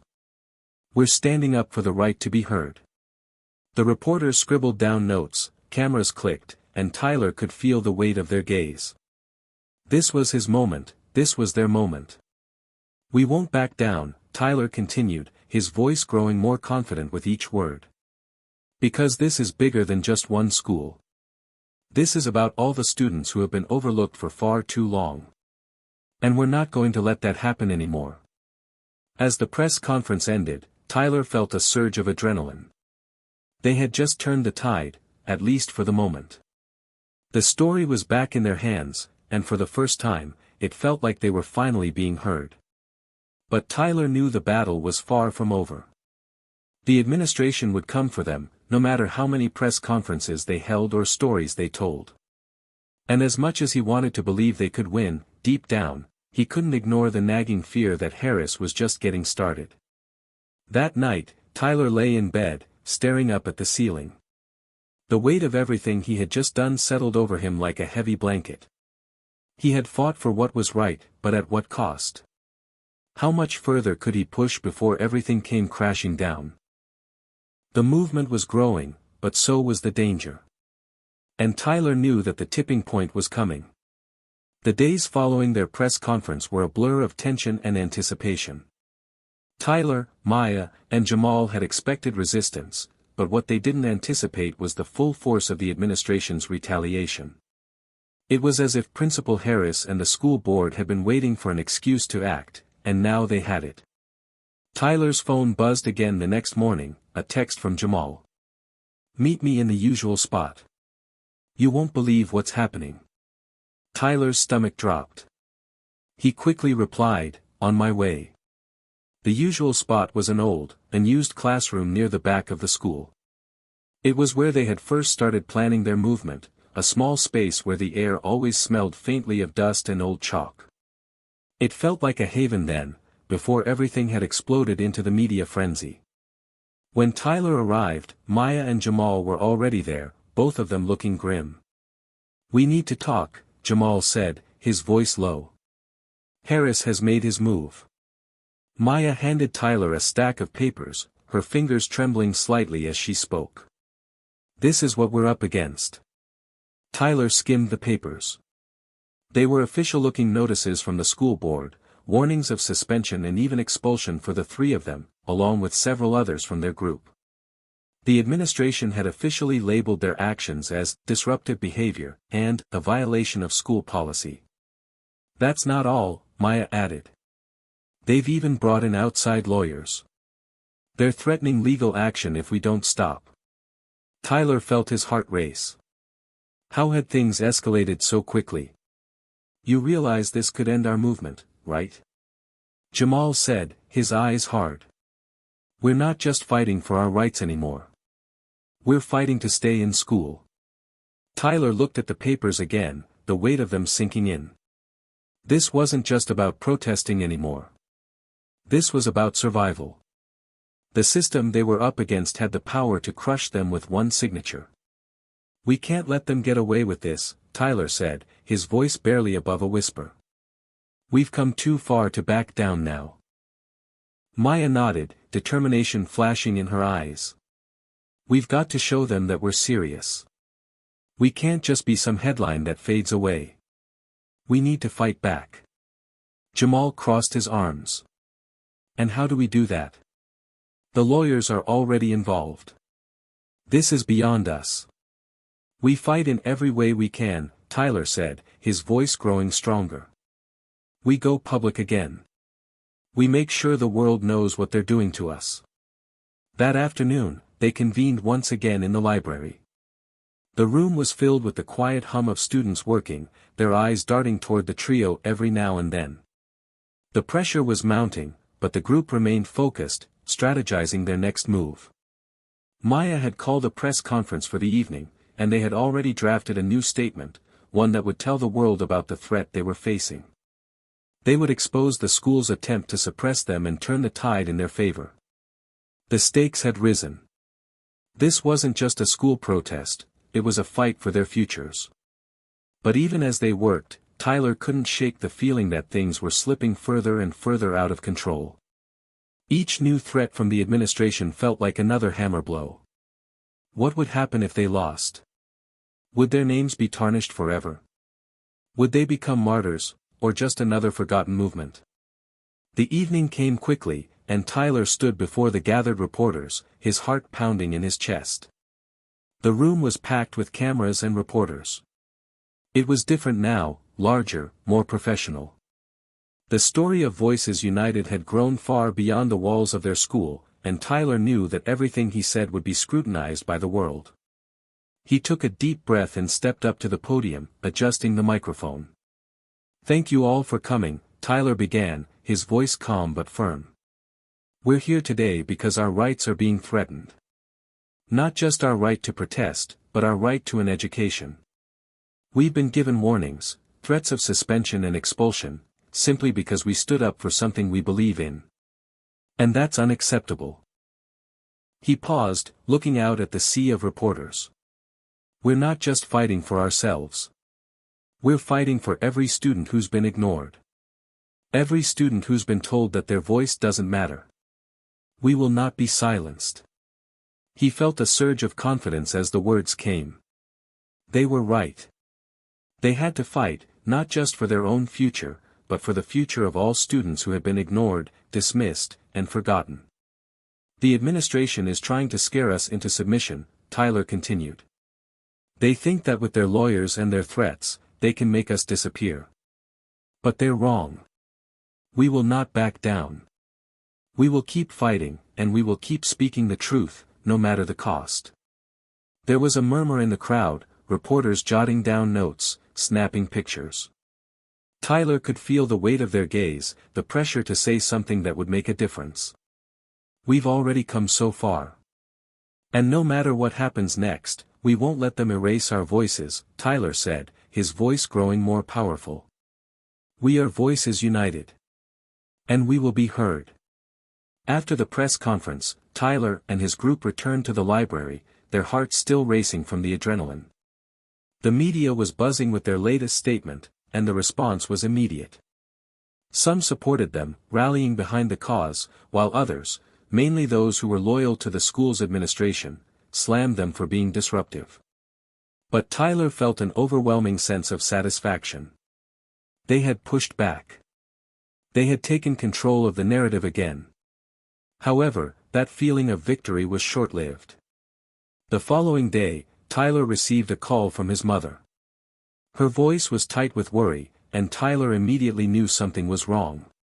"Tyler," she said, her voice trembling, "I've just gotten a call from the school. They're saying that you've been accused of inciting violence and that they're calling the police." Tyler's stomach twisted. "What? They can't do that." "They can," his mother said quietly. "I'm on my way to speak with them. But you need to be careful. They've already got their lawyers involved, and I think this is their way of making an example of you." Tyler's heart sank. This is it. The moment we feared. Later that day, Tyler was summoned to the principal's office. The room was cold and sterile, its walls lined with certificates and plaques. Principal Harris sat behind his desk, flanked by two other men in suits, lawyers, Tyler assumed. "Tyler," Harris began, his voice calm but stern. "You've made quite an impact with your little protest. And now, you've crossed a line. You're not just disrupting the school anymore. You're inciting violence." Tyler fought to keep his voice steady. "I didn't incite anything. I just want to be heard. We just want to be heard." Harris's gaze hardened. "Well, now you're going to have to answer for it. We've already notified the authorities. They're investigating the situation." Tyler's heart pounded. "You're going to call the police on us?" Harris didn't flinch. You've forced our hand.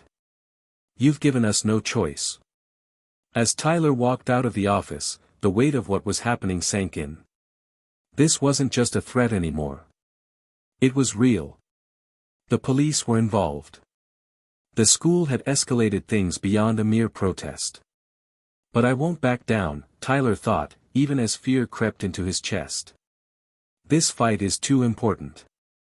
The days following the call from his mother and the ominous meeting with Principal Harris were a blur for Tyler. Every corner of his life felt shaken, as if everything he had worked for was on the verge of unraveling. The looming threat of legal action, coupled with the harsh words from the principal, cast a long shadow over his every move. He tried to focus on the cause, but his mind kept drifting back to the consequences. What if the police did get involved? What would happen to his future? What would happen to all the students who had stood by him? He couldn't afford to think like that. The phone rang late one evening as Tyler sat alone in his room, staring blankly at his homework. He jumped slightly, surprised at the late hour. It was Maya. "Tyler, we need to talk. Now." His heart skipped a beat. "What's going on?" "We've got a problem," Maya said, her voice urgent. "The administration's moving forward with the police. They've started questioning other students about the protest." Tyler's stomach twisted. "What do you mean, questioning?" "I mean they're trying to build a case against us," Maya said, her voice low but steady. "Some of the students who supported us are being pulled into the principal's office and being interrogated about their involvement. They're scared, Tyler. The pressure's getting to them." Tyler pinched the bridge of his nose. The walls were closing in, and he could feel the weight of it all pressing down on him. What are we supposed to do? If they bring the police into this, it's all over. We can't win. Maya's silence on the other end of the line hung heavy. After a few moments, she spoke again. "I know you're scared. I'm scared too. But we've come too far. We can't let them take everything from us." Tyler could hear the resolve in her voice. She wasn't backing down, not now, not after everything they had worked for. It was a reminder that they weren't just fighting for themselves, but for something bigger, a cause that mattered to all students who had ever been ignored or silenced. "I'll be there in 5 minutes, Tyler said, the decision made. They met at the usual spot, the small, dusty classroom at the back of the school. Jamal was already there, his face grim. Maya was pacing back and forth, as if trying to work out a plan in her mind. "Okay," Tyler said, walking in and shutting the door behind him. "Let's talk. What do we do now?" Jamal stood up, his eyes hard. "We need to stand firm. We need to call their bluff." "What do you mean?" Tyler asked, feeling a little lost. "We go public. Again. But this time, we escalate it." Jamal's words were sharp, cutting through the tension in the room. "We turn up the pressure on them. Make it clear we're not just fighting for our school, but for every student who's ever had their voice taken away." Tyler's brow furrowed. "You're talking about more protests?" "I'm talking about a march," Jamal said, his voice steady. "A march that goes beyond our school. We make this a citywide movement. We get every student who's ever been affected by this to join us. We take this out of the school and into the streets." Maya nodded, her eyes lighting up at the idea. "If we do this right, the media won't be able to ignore us. We'll have their attention for sure." Tyler wasn't sure. The stakes were already so high. But the more he thought about it, the more it made sense.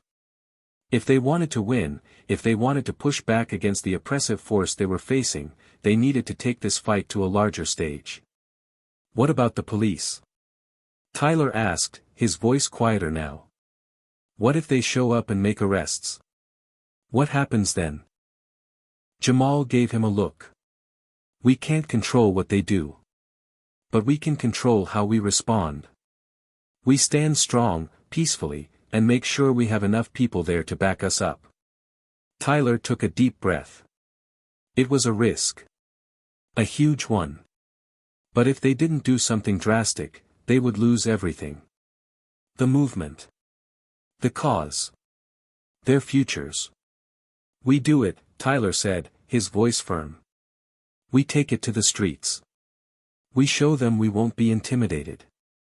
The next few days were a blur of planning and strategizing. They met with students from other schools, rallied support from local activists, and started spreading the word about the march.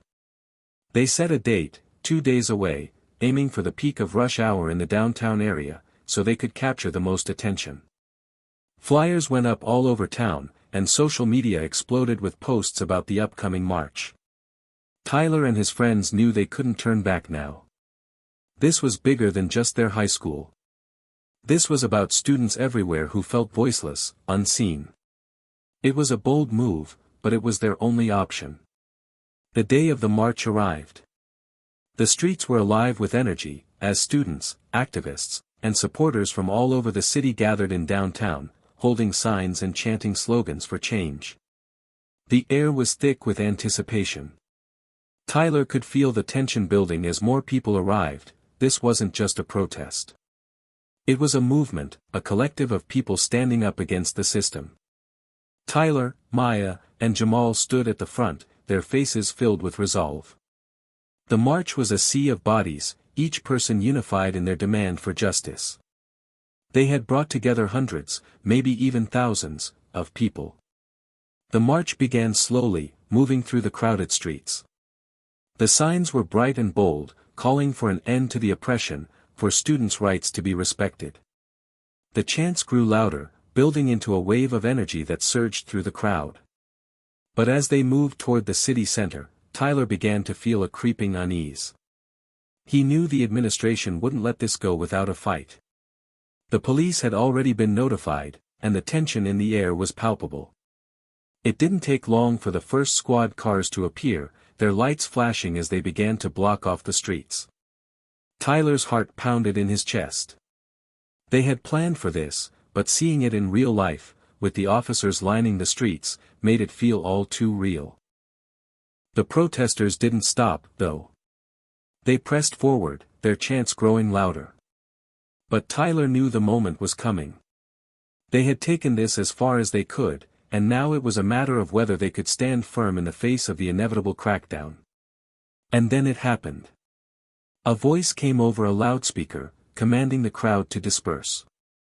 The officers began to move in, and the first few students were pulled aside. The marchers, undeterred, continued to shout their demands. Tyler took a deep breath, his mind racing. This was it. The breaking point. Stay strong, Jamal called to the group. We keep going, no matter what. In that moment, as the pressure mounted, Tyler realized something important. The stakes were higher than he could have ever imagined. The future of their movement, of their education, and maybe even their freedom, was on the line. But more importantly, they were showing the world that they weren't backing down. The fight was far from over, and Tyler knew they couldn't afford to lose. The march had begun as a symbol of unity, but as Tyler walked alongside Maya and Jamal, with hundreds of voices chanting in unison, the atmosphere shifted. The protest, once a hopeful cry for change, now felt like the beginning of a battle. It wasn't just a march anymore, it was a confrontation between two opposing forces, one standing for justice, the other for a system that sought to silence them. The sound of chanting echoed in the streets as the crowd pushed forward, filling every inch of the city's downtown. Tyler could hear the heartbeat of the movement, a steady rhythm that matched the pounding in his own chest. His hands were slightly clammy, but the adrenaline pumping through his veins kept him focused. Keep it peaceful, Jamal said, his voice a steady anchor in the chaos. Remember, this is about showing them who we are, not giving them an excuse to take us down. Tyler nodded. The last thing they needed was violence. The media had already painted them as troublemakers, and any hint of disorder would give the school and the police a reason to escalate things further. But the police weren't just waiting on the sidelines anymore. As the crowd reached the city center, Tyler saw the first line of officers, riot gear, helmets, and batons in hand. They stood firm, blocking the streets and preventing any further movement forward. "This is it," Maya muttered under her breath. "They're making their move." The police officers raised their loudspeakers, their voices booming over the crowd. "This march is unlawful. Disperse immediately or face arrest." Tyler's heart sank, and for a moment, the chant from the crowd faltered. Was it over? Would they be sent home in defeat? But then, like a spark igniting a flame, the chanting began again. Louder. Stronger. No justice, no peace. The words were repeated over and over again, a defiant cry that rang out against the looming threat of authority. Tyler lifted his own voice, joining in. No justice, no peace. The marchers were relentless.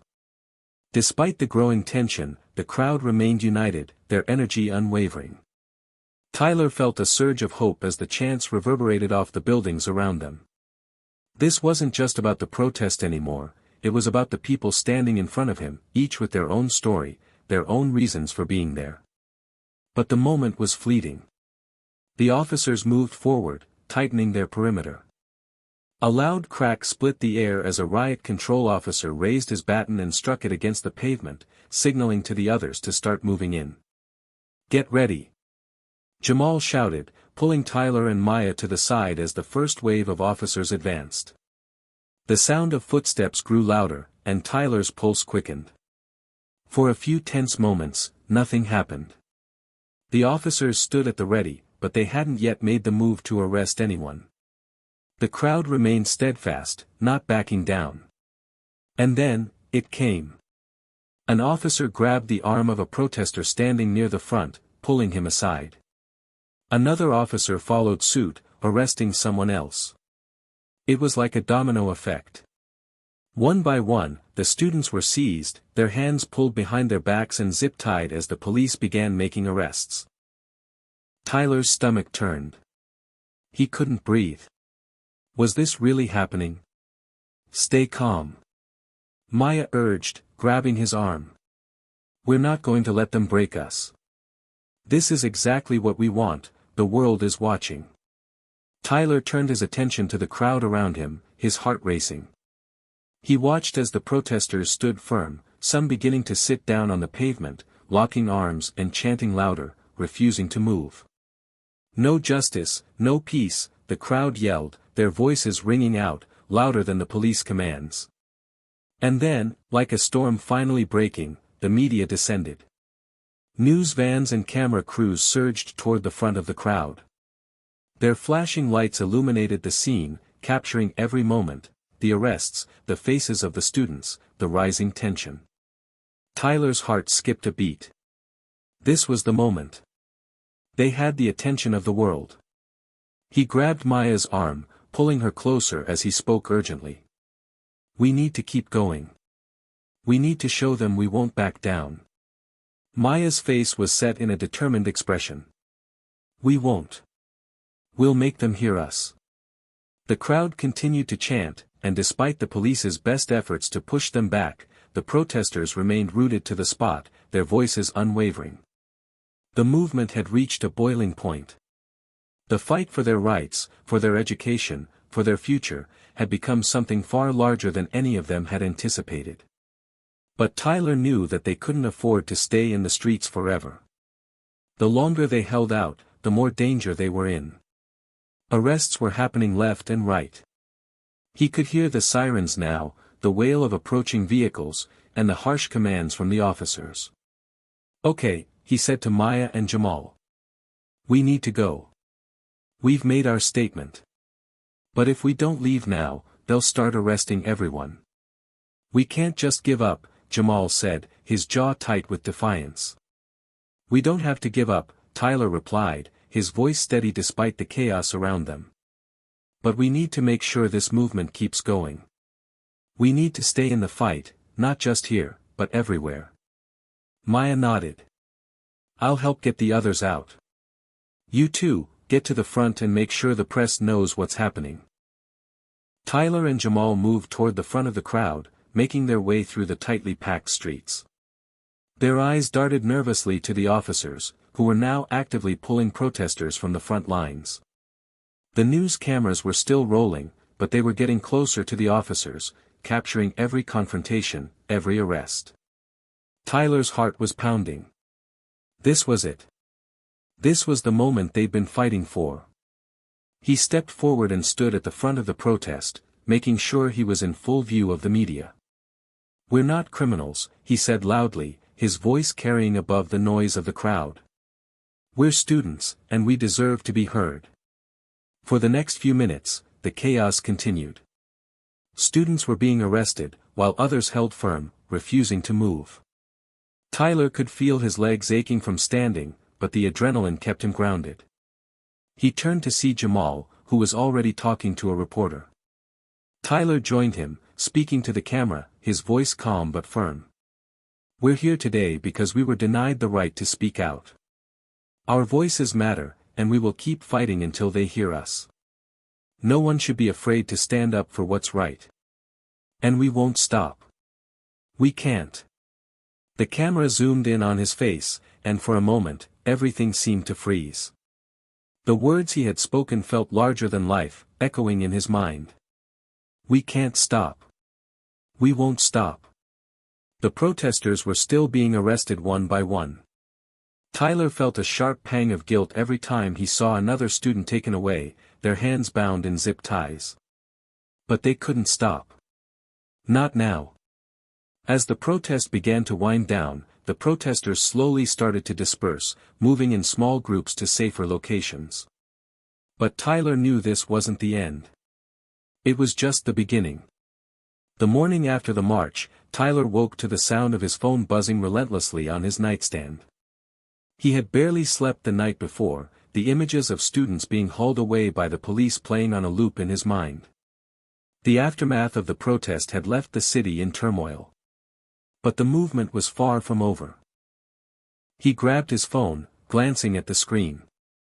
Maya's name flashed across the display. "Tyler, you need to see this," her voice was heavy, tinged with urgency. "Turn on the news." Tyler scrambled out of bed and turned on his TV, the volume high as he tuned into the local news station. The screen was filled with footage from the previous day, images of the peaceful marchers, the chanting crowd, and then, the inevitable clash with the police. The camera zoomed in on the arrests, some of which had been captured on video by the news crew. The reporters' voices narrated the chaos. "But here's the twist," Maya continued, her voice tight with emotion. "The school's trying to spin this. They're saying the protest was violent, that it got out of hand. They're blaming us for inciting chaos." Tyler's jaw clenched as he listened. He'd known this was coming. The system would always fight back. But hearing it on live television made it real, made it feel like they were being painted as the villains in their own story. "They're trying to discredit everything we've done," Tyler muttered, feeling a wave of frustration wash over him. Maya was silent for a moment. "Yeah. They're even saying the arrests were justified. But we know the truth. And now, we have to make sure the world knows it too." Tyler nodded, his mind racing. This was no longer just about their school or their fight. This had become something bigger. A battle for truth. By the afternoon, news outlets were flooded with coverage of the protest. But it wasn't just local media anymore. National outlets had picked up the story, and Tyler watched as reporters analyzed every angle of the situation. It seemed like the story had captured the public's attention. "I knew we'd make waves, but this is crazy," Jamal said, pacing back and forth in Tyler's living room. "I didn't think we'd get this much attention so quickly." Tyler watched the news in silence, his mind consumed by the weight of it all. As the story began to unfold, the focus was no longer just on the arrest of students. The cameras were starting to show something else, footage of Tyler's speech during the march. The moment he had spoken to the cameras, declaring, "We're not criminals. We're students, and we deserve to be heard," had been broadcast over and over again. The words seemed to have struck a chord with the public, and now Tyler was more than just a student protester, he was a symbol of resistance. He was the face of a movement, and the weight of that was almost too much to bear. The next few days brought a flurry of activity. The pressure was mounting, but so was the support. Students from other schools, social activists, and even some professors from nearby universities reached out, expressing their solidarity. Petitions to end discriminatory policies in schools were circulating. People were organizing rallies, and it was clear that the fight for justice was growing beyond anything Tyler had anticipated. But with that support came danger. The pressure from the administration only increased. Tyler received a call from Principal Harris, who warned him to cease all involvement with the protests or face further disciplinary action. The principal's voice was tight, the threat clear. "You think you're fighting for a cause, Tyler," Harris had said, "but you're just disrupting the peace. If you don't stop, we will expel you." Tyler's fist clenched around the phone. "You can't silence us. This isn't just about us anymore. It's about everyone who's been pushed down." The line went silent for a moment, and then Harris's voice came through, colder than ever. "We'll see about that." Tyler hung up, feeling the weight of the threat pressing down on him. It was no longer just his future that was at risk. It was everyone who had put their trust in him, who had followed him into the streets to fight for something better. The days after the march were filled with planning. The media's coverage had put their movement in the spotlight, but it also made them more vulnerable. The administration had promised retaliation, and Tyler knew they wouldn't stop at expulsion. They'd do everything they could to crush the movement before it could gain any more momentum. As they gathered at the Safe House, a small community center run by a local activist group, Tyler met with Maya and Jamal to discuss their next move. "We need to get the truth out," Maya said, her voice low but determined. "We can't let them spin the narrative. The public needs to see what really happened out there. We need to push back against the lies." Jamal nodded in agreement. "The media's on our side. We've got the footage, the interviews, and the proof that we weren't the ones causing violence." Tyler looked between them, his mind working through the possibilities. They couldn't back down. Not now. What if we hold another rally? A larger one. We can bring in more people, make sure the press covers it, and really push the truth. "Exactly," Maya agreed. "But this time, we need to be smarter. We can't let them control the narrative. We have to make sure we're presenting a unified front." Tyler's stomach tightened as he realized the enormity of what they were about to do. This wasn't just about defending themselves, it was about proving that they weren't alone, that the people they had fought for were standing right alongside them. But there was one thing they hadn't counted on. As they made their plans, they were receiving warnings, threats from those in power, threats that grew more dangerous by the day. Tyler began to feel the weight of those threats. He knew that every action they took could bring more scrutiny, more danger. But at the same time, he couldn't stop. The movement had grown too large, too powerful to stop now. That evening, as Tyler sat on the rooftop of his house, looking out over the city, his thoughts wandered. How had they gotten here?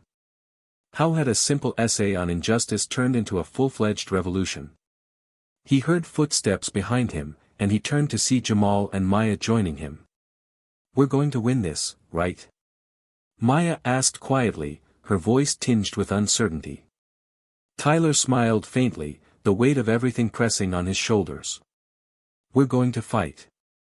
We may not win today or tomorrow, but we're not stopping. We'll keep fighting until we're heard." Jamal clapped Tyler on the back. "We've already made them listen.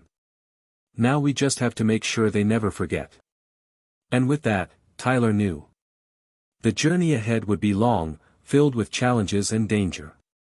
But he was ready. They were ready. Together, they would push forward. The days following the aftermath of the march blurred together. Tyler, Maya, and Jamal were no longer just students, they had become symbols. Not just for their school, but for a much larger movement, one that stretched beyond the walls of their campus and out into the world. The pressure was palpable, though. Every step they took seemed to be under the watchful eyes of not only the media, but also the school administration, the police, and the powerful forces they were up against. Tyler's phone had become a constant source of anxiety. Every time it buzzed or rang, he was reminded of the stakes they were facing. Messages of support flooded in, but so did warnings, threats, anonymous calls telling him to back down or face severe consequences. Still, the support from the public was undeniable. The footage from the protest had gone viral, and the hashtag Voices United was now trending. People from all walks of life were rallying behind them. But as much as the movement was growing, the threats were escalating too. Tyler couldn't escape the looming feeling that they were walking a razor's edge. Tyler sat in his room late one night, staring at the blank page in front of him. He had spent the past few hours scrolling through the overwhelming number of messages and emails, trying to keep up with everything, trying to understand what the next step should be. The noise was deafening, and in the silence of his room, he struggled to find clarity. Maya had texted him earlier, "We need to talk. Meet me at the center tomorrow." He hadn't responded. Honestly, he didn't know what to say. The decisions ahead were only getting more difficult. But then there was a knock on his door. Tyler looked up, startled. He wasn't expecting anyone. He stood and opened it to find Jamal standing there, his face tight with frustration. "Can we talk?" Jamal's voice was low but firm. Tyler stepped aside to let him in. "Yeah. What's going on?" Jamal leaned against the wall, rubbing his temples as though trying to ease the headache building behind his eyes. "I can't take this anymore, man. Every time I open my inbox, it's just filled with threats. They're coming from all sides, people saying we're making things worse, telling me I'll never work again if I keep pushing this." Tyler's heart clenched, understanding exactly what Jamal was feeling. The pressure was suffocating. "I know, man," Tyler said quietly, sitting on the bed and running a hand through his hair. "It's been rough. But we can't stop now. We've come too far." Jamal let out a frustrated sigh, walking over to the window and looking out over the city. "I know we've come far. But I didn't expect this to be so hard. I didn't expect to feel so lost. So powerless." His voice cracked, betraying his exhaustion. Tyler stood and walked over to him, placing a hand on his shoulder. "You're not powerless. None of us are." Jamal turned to face him, his eyes wide. "But what if we're just pushing too hard? What if we're actually making things worse for everyone? We're already seeing the school backtrack, everything we've fought for is slipping away, Tyler. What if we're not the ones making a difference? What if we're just digging our own graves?" Tyler's stomach twisted. He had thought about that too. Every step forward, every victory seemed to come at a cost, and the weight of those losses was beginning to feel unbearable. But he couldn't let Jamal give up now. "We're not giving up," Tyler said firmly, his voice hardening. "We can't. We're doing this for everyone who's been silenced, for every single person who feels like they don't have a voice. I won't let them take that away from us." Jamal didn't say anything for a long moment. Finally, he nodded. "I get it. I do. But I'm scared, man. What if we're wrong? What if we've pushed too far?" Tyler's voice softened, but his words were steady. "I don't know if we're wrong. But I know we have to try. If we don't, we'll never know. And I can't live with that." Jamal was silent for another beat before speaking again, his voice quieter this time. "Then we do it together. All of us. No turning back." Tyler looked him in the eyes and nodded. No turning back. The next morning, Tyler met Maya at the center. She was already there, waiting for him, her face set in that familiar, determined expression. But Tyler could see the weariness behind her eyes. They had all been running on fumes for days, and the constant pressure of being under public scrutiny, combined with the personal threats and pressure from the school, was starting to take its toll. "You okay?" Tyler asked, taking a seat across from her. She nodded, but it was a slow, uncertain gesture. I'm fine. I just keep thinking about everything that's happened. The march, the media, the arrests, and now, all the threats. I'm scared, Tyler. I'm scared we won't be able to protect everyone. Tyler leaned forward, his voice serious. We can't protect everyone, Maya. But we can make sure we're doing the right thing. If we back down now, we let them win. We can't let them silence us. I know, she said, her voice strained. But sometimes I wonder if we're too focused on the fight. What happens to the people who are getting hurt in the process? Are we really helping them, or just making things worse? Tyler sat back, his gaze fixed on Maya. The question had crossed his mind too. The line between standing up for what's right and pushing too far was thinner than he wanted to admit. But he knew one thing for sure, they couldn't stop now. Too many people were relying on them. They couldn't let fear dictate their next steps. We're not making things worse, he said, his voice steady but fierce. We're pushing for change. It's not going to be easy, and it won't happen overnight. But if we don't fight now, who will? Maya looked down, her fingers tracing the edge of the table as if searching for an answer. After a long pause, she looked up at him and nodded. You're right, she said, her voice gaining strength. We can't stop now. We have to keep going. That night, they called an emergency meeting at the community center. The room was filled with the core group of students who had been at the march, all eager to figure out the next step. But as Tyler stood in front of them, facing the sea of expectant eyes, he couldn't shake the feeling that the tipping point was near.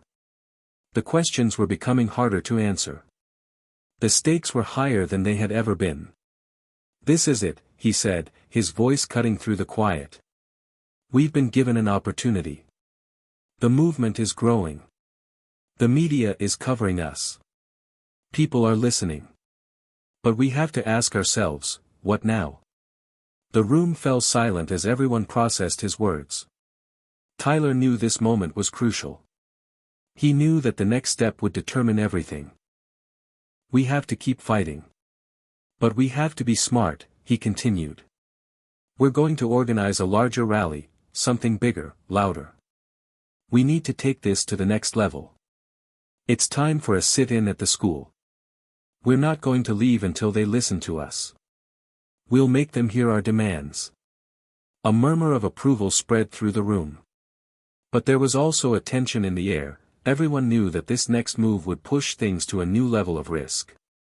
It would be dangerous, but it was their only option if they wanted to keep moving forward. We're all in this together, Maya said, standing beside him. And we can't back down. We've come too far. Tyler nodded. No turning back. The air was thick with anticipation the morning of the sit-in. Tyler stood in front of the community center, looking out at the sea of faces, all wearing the same determined expression. It had taken days of planning, strategizing, and rallying support, but today, they would make their stand.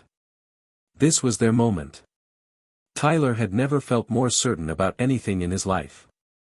The rally had gone viral, and the media was now paying attention. But that wasn't what mattered. What mattered was that their school, the institution that had failed them for so long, was finally going to hear their voices. Today, they were taking the fight right to the heart of the system. They would not be silenced. They would be heard.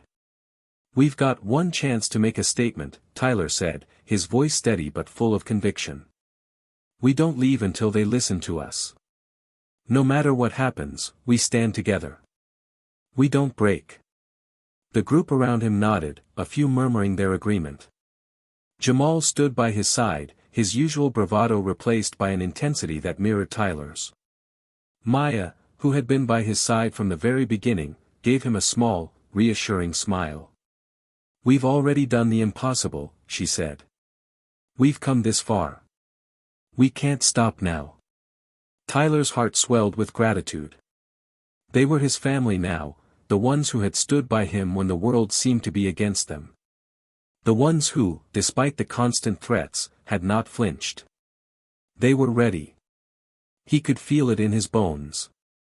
This was their moment to truly take control of their destiny. The march to the school was long, and as they neared the building, Tyler could feel the weight of the eyes upon them. Students, teachers, even parents had gathered outside the gates, waiting to see what would happen. There was an electricity in the air, a sense of something big about to unfold. As they approached the school's front doors, a group of administrators stepped out to meet them, their faces grim. Tyler recognized Principal Harris, flanked by a couple of officers. "You know this is a violation of school policy, right?" Harris said, his voice cold. Tyler met his gaze squarely. "We've been trying to speak to you for weeks, Mr. Harris. You ignored us, so now we're here. We're not leaving until you listen." Behind him, the crowd was murmuring, their energy building. Tyler could feel it. This wasn't just about the protest anymore. This was about the culmination of everything they had fought for, their right to be heard. "You'll be arrested if you refuse to leave," Harris said, his eyes hardening. "You're trespassing." "Do what you have to do," Tyler said calmly, his voice carrying over the murmurs of the crowd. "We'll stay." The officers stepped forward, their faces stern. But just as they were about to make a move, there was a shift. Another group of students who had stayed silent up until now, stepped forward and joined them. It was as if a silent signal had passed between them, and now there were dozens, then hundreds of students lining up behind Tyler. The sit-in had grown larger than anyone had anticipated. The protest was no longer just a group of dissidents. It was a movement. Maya, standing next to Tyler, whispered, "They don't know what hit them." And just like that, the officers hesitated. They couldn't arrest them all. There were too many students, too many eyes watching. Inside the school, chaos was beginning to unfold. The administrators scrambled to figure out what to do next. Teachers were called to the front lobby to supervise the growing crowd, but no one knew how to stop the tide. The students had drawn their line in the sand. The walls of the institution were being tested in a way they never had been before. Tyler and Maya stood near the front of the line, hands clasped together in solidarity. Jamal was standing a few paces behind them, organizing smaller groups of students to ensure the protest remained peaceful and orderly. There was no question that their message was loud and clear: they were not going anywhere until their demands were met. "We're making history today," Tyler said, his voice barely above a whisper. Maya nodded. "But we've got to be careful. The longer we stay here, the more dangerous this becomes. They're going to come after us." Tyler's mind raced. He knew Maya was right. The longer they stayed in the building, the more likely they were to face arrest. The police would likely show up soon. The school had already warned them that this was a public safety issue. But Tyler couldn't back down. He wouldn't. Hours passed, and still the sit-in continued. By the afternoon, Tyler felt a growing sense of accomplishment. They had proven a point. The school wasn't going to silence them. But then the first wave of police officers arrived, and the atmosphere shifted. Tension filled the air. The students remained calm, their voices rising in unison as they chanted their demands. They were ready for whatever would come next.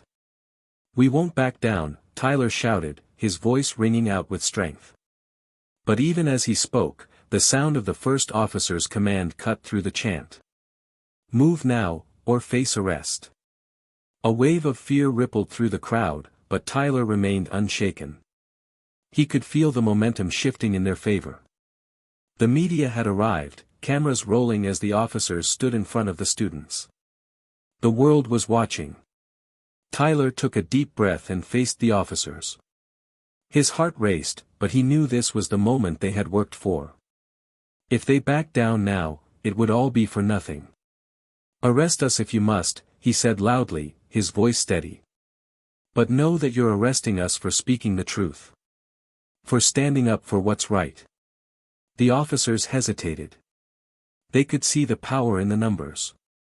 The cameras flashing, the media capturing every moment. This was no longer just a protest. This was a movement. And the world was watching. Minutes later, the arrest orders came. One by one, the officers began to approach the students, handcuffing those who refused to leave. Maya was the first to be taken away, her hands raised in the air as she was escorted out of the building. Tyler's stomach churned as he saw her let out, but he stood firm, watching as others were also arrested. Jamal was next. The officer who came for him hesitated, but Jamal didn't fight it. He stood up, raised his hands, and allowed himself to be taken. "Don't worry," Jamal called to Tyler, his voice clear. "We'll be fine. We've already won." Tyler stood there, frozen for a moment, watching his friends taken away. He could feel the weight of the world pressing down on him. But this was far from over. Later that night, as Tyler sat alone in his room, watching the footage of the sit-in on the news, he felt something shift within him. The fight wasn't over, but today, they had proven that they weren't afraid. They had made their stand. And no one could take that away from them. The aftermath of the sit-in was nothing short of chaotic. Tyler had never imagined that one day he would be a part of a protest this big, let alone one that would go down in history.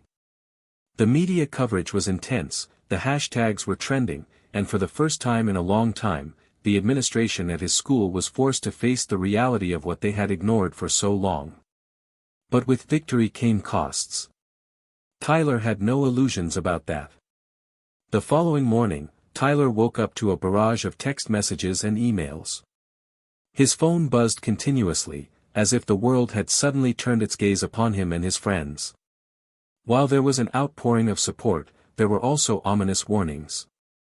The pressure was mounting, and Tyler could feel the weight of it pressing down on him. But for a moment, he allowed himself to pause. He thought back to the day of the sit-in. The fear in his chest, the police marching through the crowd, his friends being taken away. Yet none of that mattered now. They had done it. They had shown up and stood together in the face of adversity. And something had shifted. The battle wasn't over, but they had made a dent in the system, and Tyler could feel the change in the air. He was still grappling with the reality that the fight was far from won. Maya and Jamal were both out on bail, but the charges still loomed over them. And the media was already shifting from coverage of the protest to speculation about what would happen next. They had to keep pushing, but Tyler knew the road ahead would be harder than ever. That evening, Tyler met with Maya and Jamal at their usual spot in the community center. The place had become a kind of sanctuary for them, a space where they could regroup, share their thoughts, and plan the next steps. As Tyler entered, he was greeted by Jamal's grin, though his eyes were tired, a sign of just how much this fight was weighing on him. "We did it, man," Jamal said, the usual bravado in his voice replaced with an earnestness that surprised Tyler. "Yeah," Tyler said, sitting down beside him. "But we're not done yet.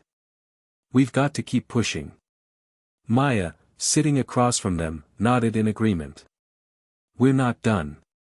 But we've made it clear that we're not going to back down, no matter how tough it gets. That's what matters." Tyler smiled, appreciating their determination. They had fought hard, and now they had to keep the momentum going. But there was still the problem of what came next. "I don't know where we go from here," Tyler admitted, running a hand through his hair. "There's so much happening, and I'm not sure how we keep this fight going." Maya leaned forward, her hands folded on the table. "We keep doing what we've been doing. We don't stop until they're forced to make real changes. We start with a clear set of demands and push for real, systemic change, change that lasts, not just a temporary fix to shut us up." Jamal nodded. "And we get the word out. This isn't just about our school anymore, Tyler. It's bigger than that. This is about every place where people are getting ignored, dismissed, silenced." Tyler sat back in his chair, looking at the two of them. They had come so far together, and now they were talking about taking their message to even bigger stages. He knew they were right. This wasn't just a fight for their school anymore.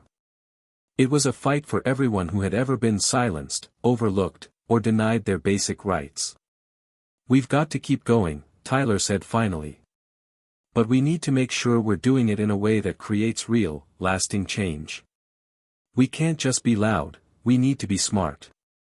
Maya smiled. "We've got the voices. Now we need the strategy. And we need to make sure we're not just being heard, we're being understood." The next few weeks were a blur of planning, meetings, and strategy sessions. Tyler, Maya, and Jamal worked tirelessly to turn their protest into something sustainable. They started gathering support from local organizations, community leaders, and even other schools. They knew that this couldn't just be a one-off protest. It needed to be a movement, something that could spark real reform. But despite the overwhelming support, the pressure never let up. Tyler and his friends were still facing the threat of legal consequences for the sit-in. It wasn't easy, and there were moments when it felt like they were fighting a battle they couldn't win. But through it all, Tyler held on to one truth: they were doing the right thing. And then, one day, everything changed. Tyler was sitting in the library, reading through some research materials for their next phase of action, when he received a call from Maya.